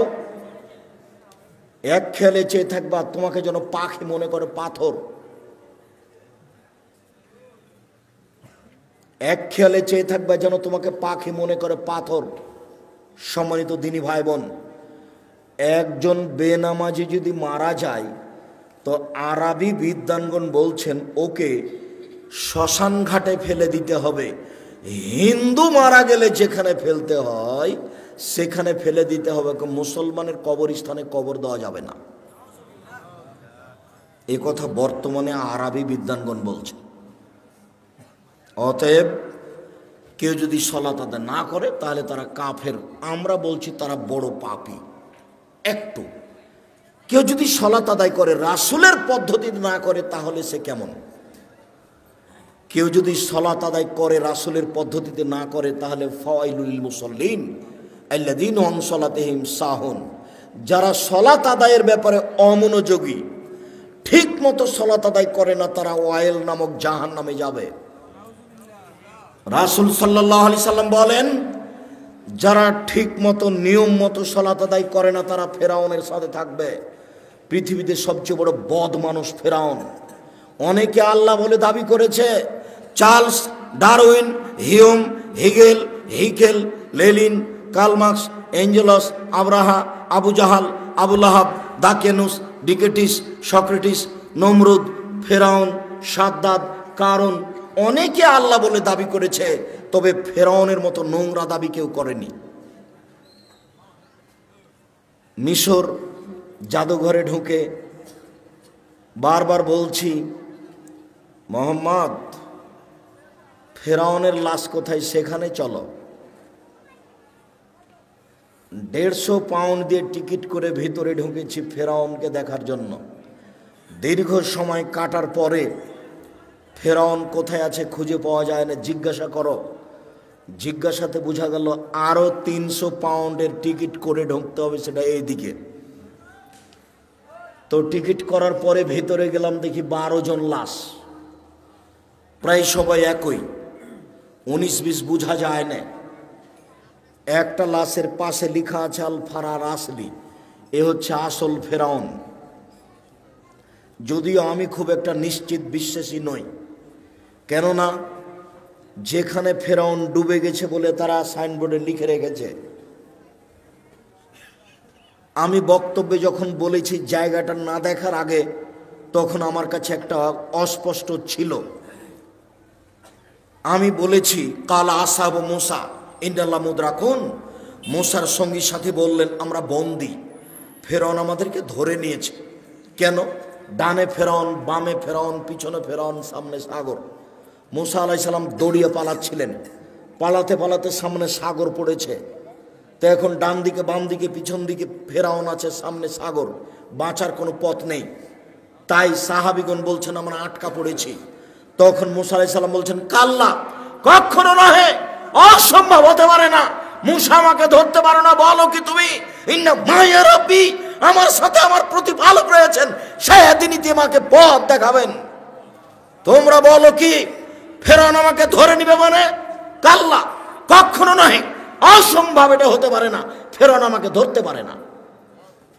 কেন? ইন্না মায়া রাব্বি, আমার সাথে আমার প্রতিপালক রয়েছে, সেদিনই তিনি আমাকে পথ দেখাবেন। মুসা নিজেও জানেন না পথ কি হতে পারে, কোনো পথই নাই। পথ কি আছে? কোনো পথই নাই। সামনে কুলজুম সাগর, যার শুরু শেষ বোঝা যায় না।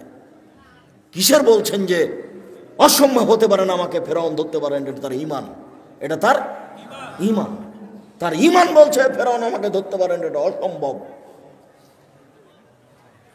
তা আমার একটু বুঝতে বাকি ছিল। আমি আয়াতের উপরে বলেছি, সেই জায়গাটা যদি ঠিক হয়, তো এখন দেখা যাচ্ছে যে কুলজুম সাগরের পাশ দিয়ে দৌড়াচ্ছেন আর পিছনে পিছনে ফেরাউন আসছে। এবার হঠাৎ করে সাগরের পাশে পাহাড় হলো এরকম মুখের উপরে, এই পাহাড়ের উপরে উঠা যাবে না।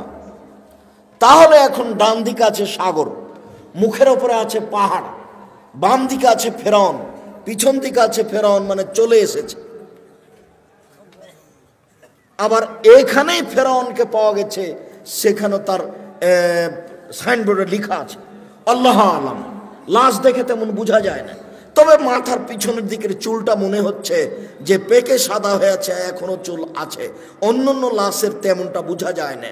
আর হাতগুলি দেখে মনে হচ্ছে যে কুষ্ঠরোগ সাদা সাদা ভাব।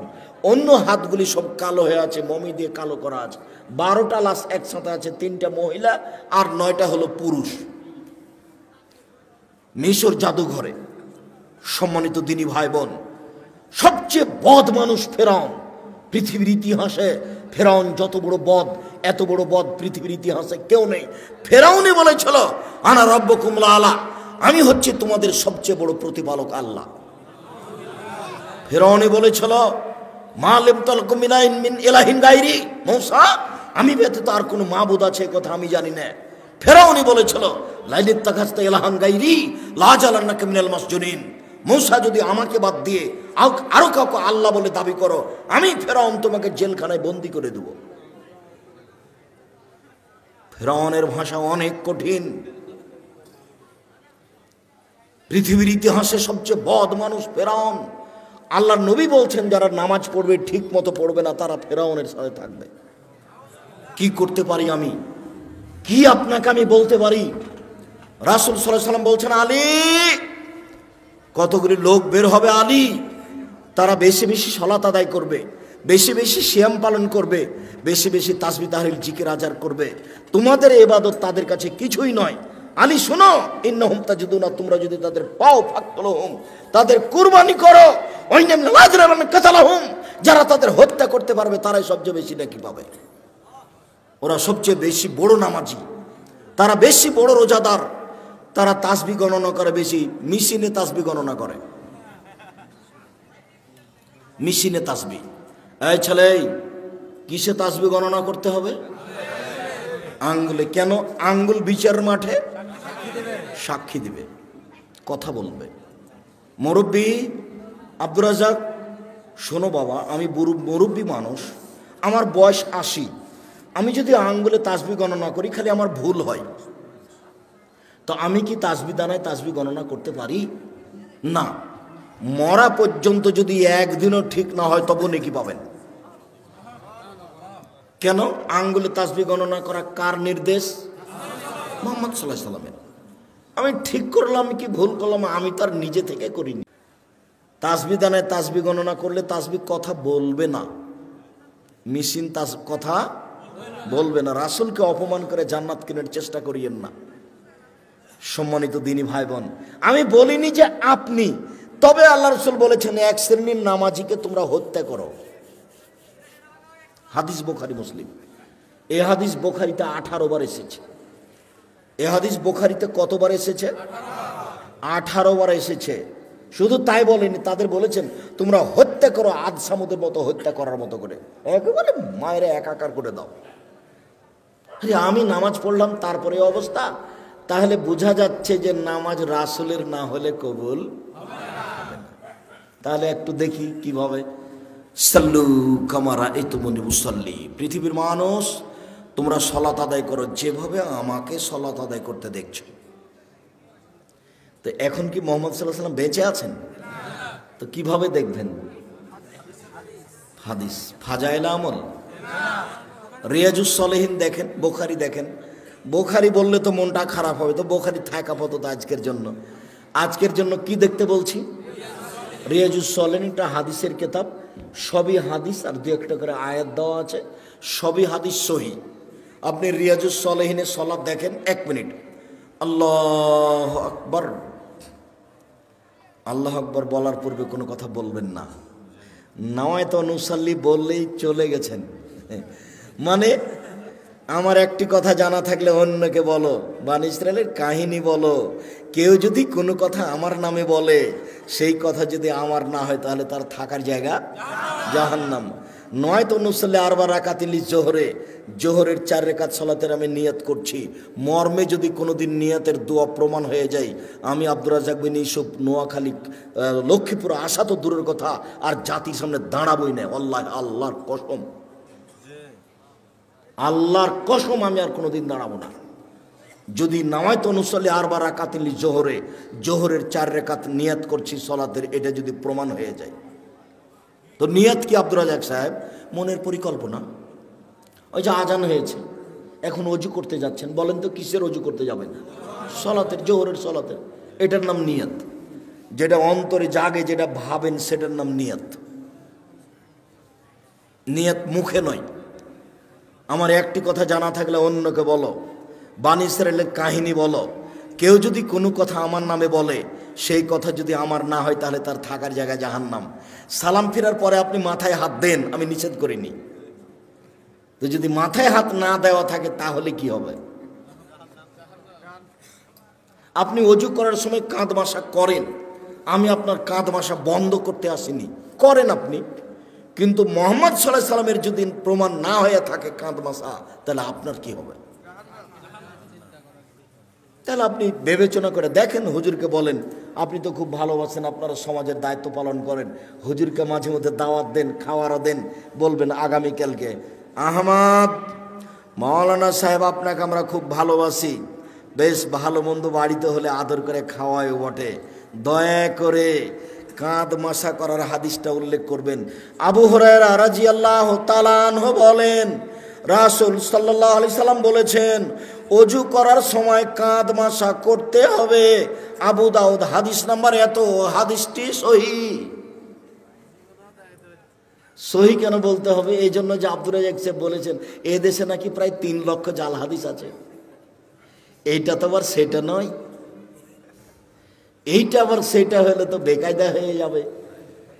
ফাজাইলে আমল বইয়ে লেখা আছে যে আদম আলাইহিস সালাম ভারত থেকে 60,000 বার হজ করতে গেছেন। তাহলে 60,000 বার যদি হয় তাহলে বছরে একবার হজ, তাহলে আদমের বয়স কত? 60,000 বছর। নেন এবার কোন দিক থেকে কোন দিকে লেগে গেছে। হুজুর একবারই বেখাপ্পা কথা বলেছেন, একেবারই যে মানায় না। আমার এক চাচাতো ভাই বরিশাল থেকে এক মুফাসসির গেছেন তাফসির করতে। তো তাফসির শুনে এসে আমাকে বলছে যে তোরা ওইসব তাফসির জানিস না। আচ্ছা কি তাফসির একটু বলেন, তোরা ওগুলো জানিসই না, কিছু তো বলবেন, সেটা কি তোরা জানিস না? তার আচ্ছা বলেন শুনি। তো বলছে শোনো, আদম আলাইহিস সালাম ঘুম থেকে উঠে দেখছেন পাশে একজন সুন্দরী মহিলা, তো হাত বাড়ালছেন। তখন ফেরেশতা বলছেন থামেন। তো আদম আলাইহিস সালাম বলছেন কেন? বলে মোহর দিতে হবে। মোহর কি? বলে মুহাম্মদ সাল্লাল্লাহু আলাইহি সাল্লামের উপরে 1000 বার দরুদ পড়ে দিতে হবে। কোরআন মাজিদে সূরা বাকারাতে আল্লাহ বলেছেন যে আমি আদমকে সব কিছু শিখিয়ে দিয়েছি, সব কিছু। তো বউকে কিভাবে হালাল করতে হবে সেটাই তিনি জানলেন না? আরে নিজের বউকে হালাল করাই জানলেন না? শুনুন, কিয়ামত পর্যন্ত মুফাসসির সাহেব তাফসির প্রমাণ করতে পারবে না। এদেশে একটা বই পাওয়া যায়, বইয়ের নাম তাফসির কি মিথ্যা হতে পারে? মানে জিজ্ঞাসাবোধক নাম। ওই বইয়ে যা তাফসির আছে সবই মিথ্যে। বইয়ের নাম কি? তাফসির কি মিথ্যা হতে পারে? কোনোদিন দেখেছেন বইটা? জি, এইখানে আছে কি না আমি তা জানি না, বাড়িতে থাকতে পারে। বইয়ে যা তাফসির আছে সবই মিথ্যে। আইয়ুব আলাইহিস সালামের শরীরে পোকা হয়নি, ওই কথা মিথ্যে। দাউদ আলাইহিস সালাম কারো স্ত্রীকে দেখে পাগল হননি। এত বড় নবী আর একজনের বউকে দেখে যদি পাগল হয়ে যায় তাহলে নবী নন। এটা কোনো কথা হলো নাকি? আইয়ুব আলাইহিস সালামের স্ত্রী, একজন নবী মানুষের স্ত্রী আরেকজনের সাথে জিনা করে ধরা পড়ে যাবে? এত বড় আল্লাহর কাজ ঠেকানোর প্রয়োজন হয়ে গেছে? শুনুন, আল্লাহু আকবার বলে সালাত আরম্ভ করবেন, সুন্দর করে ওযু করে নেন, পেশাব পায়খানার প্রয়োজন থাকলে সেরে আসেন, পানি দিয়ে পবিত্রতা অর্জন করবেন। পানি না থাকলে ঢেল টিস্যু পেপার, আগে ঢেল টিস্যু পেপার পরে পানি, এই কথা মিথ্যে। আপনার টয়লেটে দেখছি খালি টিস্যু পেপারের বালতি, আগে ঢেল টিস্যু পেপার পরে পানি, এই কথা মিথ্যে। ঢেল টিস্যু পেপার নিয়ে 40 কদম হাঁটতে হবে, এটা নোংরামি। পায়ের উপরে পা উঠিয়ে খক খক করা বেহায়াই। আপনি মনে কষ্ট নেন না, আপনি আমার দিনী ভাই, আপনি পবিত্রতা অর্জন করছেন এভাবে। আপনার বউকে 40 কদম হাঁটান দেখি, আপনার বউ ঢেল নিয়ে হাঁটুক দেখি। তো আপনার বউ যদি ঢেল নিয়ে 40 কদম হাঁটে আর পায়ের উপরে পা উঠায়, তাহলে আপনাকে দেখতে কেমন লাগবে? তাহলে আপনাকে মহিলাটাকে দেখতে যেমন যেমন লাগবে, মহিলাটা আপনাকে দেখতে তেমন তেমন লাগে। এরকম কাজ ধর্ম হতে পারে না। আপনাকে আরো বলছি, 40 কদম পরে আপনি টিস্যু ফেলেন, মনে হবে পেশাব আসলো। 40 কদম নয়, 40 দিন পরে যদি ফেলেন তবুও মনে হবে। কেন? এটা আপনার ধারণা হয়ে গেছে। সহজ পথ, পেশাব হয়ে গেছে, পানি দিয়ে পবিত্রতা অর্জন করেন, হাতটা মেজে নেন। এখন যদি মনে হয় যে 1 ফোঁটা পেশাব আসলো, তাহলে ওযু করার সময় একটু পানি এনে লজ্জাস্থানে সামনাসামনি এভাবে ছিটিয়ে দেবেন। বুঝাতে পারিনি? বাস, পবিত্রতা শেষ। আর ভিতরে এটা ধারণা করতে হবে না। ধারণা করলেই 40 কদম পরে যদি টিস্যু ফেলেন তবুও মনে হবে। ওই পথই যায় না, বিপদ। আল্লাহু আকবার। ডান হাতের কবজি বাম হাতের কবজির উপরে রাখবেন, 2 পায়ের গোড়ালি জমা করবেন না। রাজশাহী চাঁপাইনবাবগঞ্জে মহিলা বৈঠকে মহিলারা বলছে, বুবু নামাজে যখন দাঁড়াবা বুবু, তখন 2 পায়ের গোড়ালি জমা করে দিও বুবু। যদি 2 পায়ের গোড়ালি ফাঁকা রাখো বুবু, তাহলে লজ্জা স্থানের যোগাযোগ বুবু মাটির সাথে হবে, মাটি অভিশাপ করবে। বুবুর সব কথাই নাকি বুখারীতে আছে। বলছে বুবু যখন সিজদা করতে যাবা বুবু, তখন হাতি যেমন মাটিতে পড়ে যায় তেমন মাটিতে পড়ে গিয়ে আঁটো সাঁটো হয়ে সিজদা করিও বুবু। বুককে যদি উরু থেকে পৃথক রাখো বুবু, তাহলে স্তন ঝুলন্ত থাকবে বুবু, পর্দার ব্যাঘাত ঘটবে। বুবুর সব কথাই নাকি বোখারিতে আছে। বল হিসাব, বুবু ব্লাউজ গায়ে দিয়ে আছে, শাড়ি পরে আছে, শাড়ির ওপরে চাদর আছে, বুবু ঘরে পড়ে সলাত, ঘরে বসে সলাত আদায় করছে, ঘরের মধ্যে সলাত আদায় করছে, পর্দার ব্যাঘাতের কোনো প্রশ্নই আসে না। মুহাম্মদ সাল্লাল্লাহু আলাইহি সাল্লাম যেভাবে সলাত আদায় করতে বলেছেন, পুরুষ নারীকে এভাবেই সলাত আদায় করতে হবে, এটাই চূড়ান্ত হিসাব। পৃথিবীর কোনো মানুষের সলাত আদায়ের জন্য ব্যতিক্রম কোনো প্রমাণ হবে না। সহিহ হাদিস দ্বারা প্রমাণ পেশ করতে হবে, অন্যথায় যা করেছি ভুল হয়েছে, এখন যা দেখছি বাস্তব সেটাই করতে হবে। আল্লাহু আকবার, আল্লাহু আকবার বলার সময় এরকম করতে হবে না, আল্লাহু আকবার এটা চলবে না, আল্লাহু আকবার এটা চলবে না, আল্লাহু আকবার এটা চলবে না। তাহলে এটাও চলে না, তাহলে এটাও চলে না, তাহলে এটাও চলে না। তাহলে কি করতে হবে? কাঁধ সামনাসামনি, একাধিক হাদিস দেখেন, কাঁধ সামনাসামনি, আল্লাহু আকবার, কানের লতি সামনাসামনি, একটু উপরে, আল্লাহু আকবার, সামনাসামনি। হাদিসের শব্দ সামনাসামনি। আপনাকে আমি কি দিয়ে বুঝাই? কেন আপনি আঙ্গুলটা এখানে নিয়ে আসলেন? কেন আপনি এরকম করতে গেলেন? কেন আপনি এরকম করলেন কেন? আল্লাহু আকবার। ডান হাতের কবজি বাম হাতের কবজির উপরে রাখেন, সহিহ হাদিস। বাহুর ওপরে বাহু রাখেন, সহিহ হাদিস। বাহুর ওপরে বাহু রেখে যদি ছেড়ে দেন, তাহলে বুক থেকে একটু নিচে যাবে, পেটের ওপরে থাকবে। আর কবজির ওপরে কবজি রেখে বুকের ওপরে রাখেন, 5টা সহিহ হাদিস। কবজির ওপরে কবজি রেখে একেবারে ছেড়ে দেন নাভির নিচে, 3টে জাল ও জয়ীফ হাদিস। আপনাকে আমি মানার জন্য বাধ্য করিনি। তবে কেউ যদি বলে যে নিচেও বাঁধা যাবে, তো তাকে বলবেন যে জীবনে কোনোদিন উপরে কি বেঁধে দেখেছেন? কথা বুঝাতে পারিনি, বলেই দেখেন আপনি। আমি কোনোদিন মাযহাব নিয়ে আলোচনা করিনি। আমাকে যদি কেউ জিজ্ঞাসা করেছে মাযহাব মানা যাবে কি, তখন আমি বলেছি বিচারের মাঠে আল্লাহ যদি ইমাম আবু হানিফা রাহিমাহুল্লাহকে বলেন যে তুমি কি কাউকে বলেছিলে যে আমাকে মেনে চলো, তাহলে ইমাম আবু হানিফা যদি বলেন না না না না আমি কাউকে মানতে বলিনি, তাহলে আপনার কি হবে? আমি উত্তরে এইটা বলেছি। আমি মানা যাবে না যাবে এই কথা বলিনি। ওনাকে যদি আল্লাহ জিজ্ঞাসা করেন তো উনি কি বলবেন সেটা। আর আপনাকে আমি বলেছি যে 4টা মাযহাব মানতে হবে, এটা আপনি বলছেন, আর চিরদিনই একটা মানলেন, তো আর একটা আপনার এত বড় শত্রু হলো কেন? আর একটা মেনে দেখলেন না একদিন? তাহলে বোঝা যাচ্ছে যে সংকীর্ণতা ভিতরে বিরাজ করে, যার কারণে আমি দল করতে নিষেধ করি। কোনো দল, কোনো সংগঠন, কোনো কিছু করবেন না। এনারা যারা মঞ্চে বসে আছেন, তারা যদি কেউ আওয়ামী লীগ হয় তাহলে বিএনপিকে দেখতে পারেন না, যারা বিএনপি তারা আওয়ামী লীগকে দেখতে পারেন না। এটা হলো দলের প্রতিক্রিয়া। আমি বলেছি যে 2 বোন একসাথে জন্ম নিয়েছে, যমজ, খুবই সুন্দরী, খুবই ভদ্র, নম্র, দেখতে সুন্দরী, ভালো পড়াশোনা করেছে। তো একজনের বিবাহ হয়েছে আওয়ামী লীগ লোকের সাথে, একজনের বিবাহ হয়েছে বিএনপির লোকের সাথে, তারা এখন কথা বলে না। এটা কি হলো?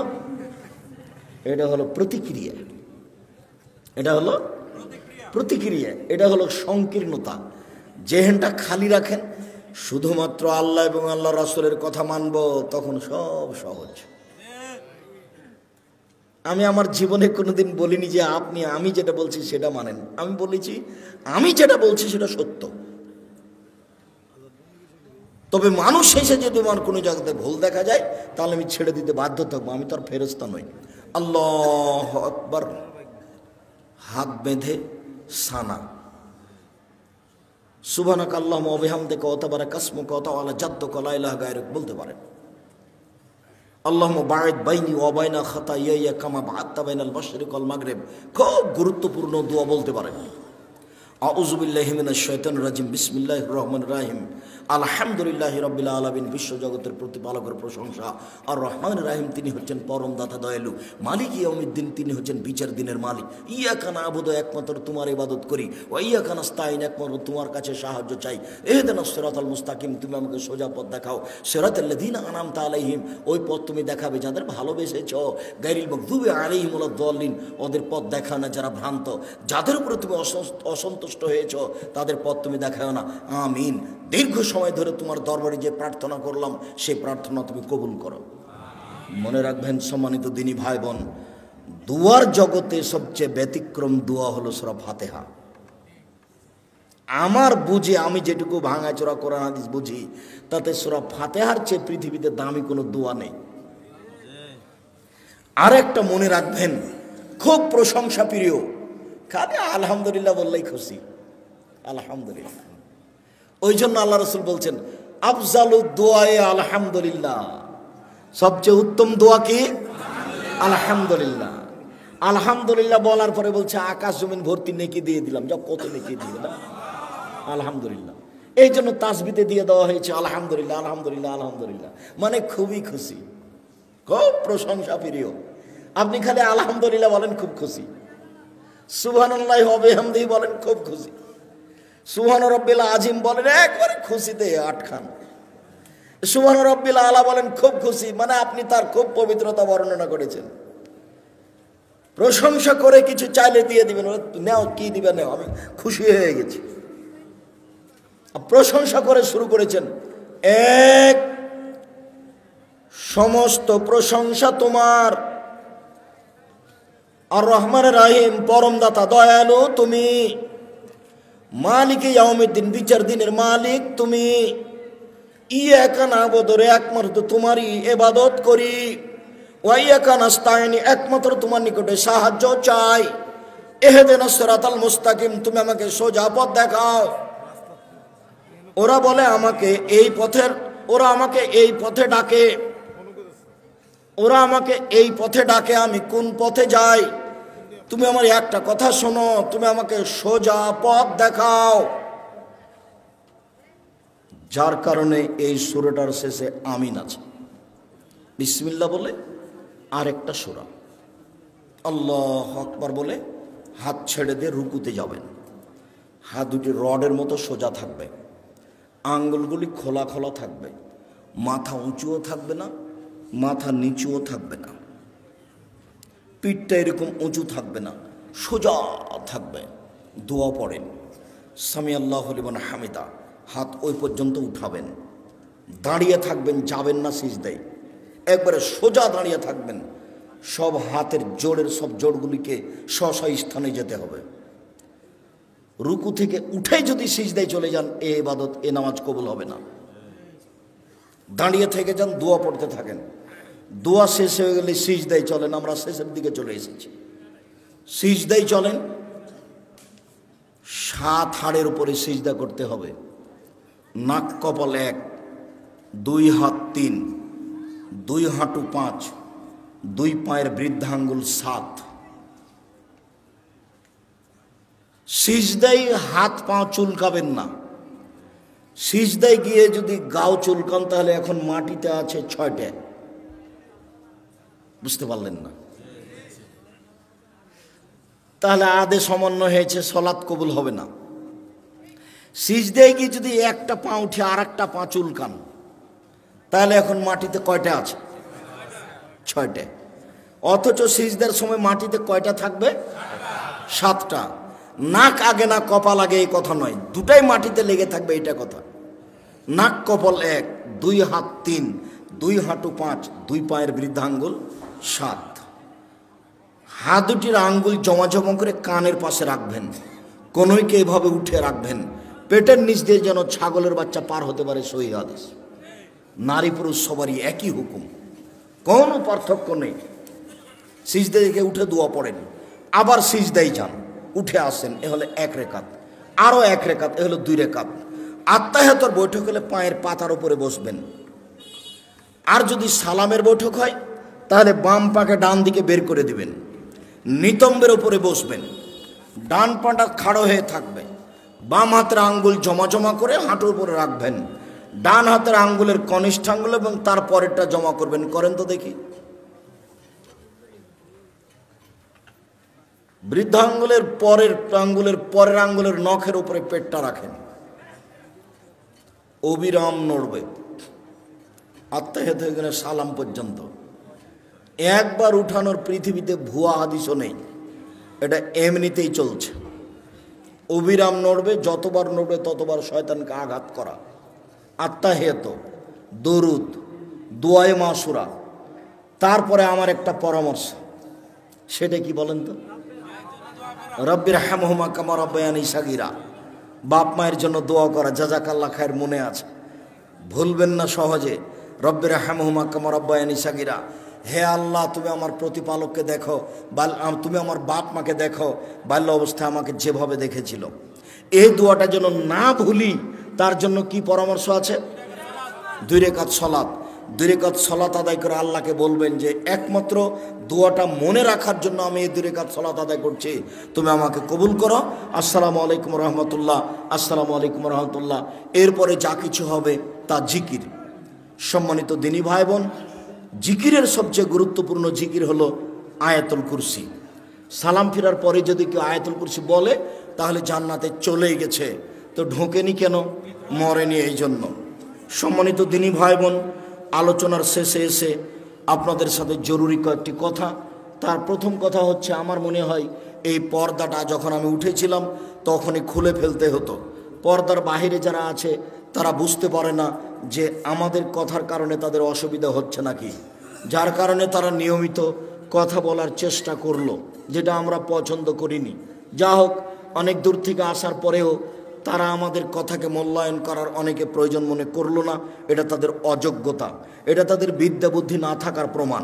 কেননা আমরা খুব জোরালোভাবে পেশ করেছি, আমরা জাতির সামনে একটা বাক্য অগ্রহণীয় বলি না।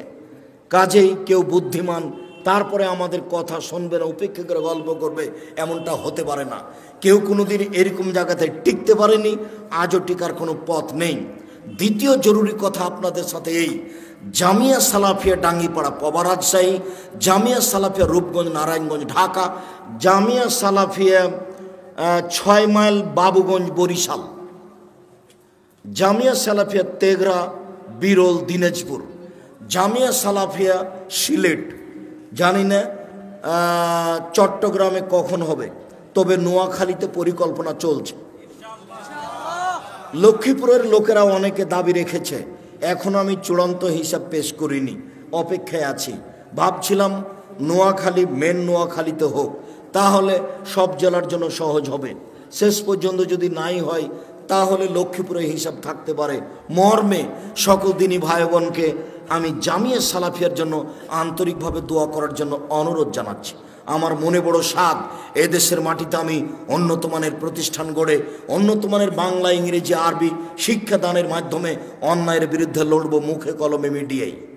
ইনশাআল্লাহ আমি লড়বো ইনশাআল্লাহ। সম্মানিত দিনী ভাই বোন, মর্মে আপনাদের সামনে জামিয়া সালাফের পক্ষ থেকে মুখে যেমন বলি তেমন একটা কলম পেশ করতে চাই আপনাদের সামনে। সেটা হলো মাসিক আল ইতিসাম পত্রিকা। তাতে আছে 10 জন মুফতি, তাতে আছে 10 জন গবেষক, তাতে আছে 14 জন কর্মচারী। ব্যয়বহুল খরচের পত্রিকা মাসিক আল ইতিসাম পত্রিকা। 50টা প্রশ্নের উত্তর থাকে। সব দিনই ভাই বোনকে আজকে শুধু নয়, নিয়মিত একটা করে পত্রিকা সংগ্রহ করার জন্য অনুরোধ জানাচ্ছি।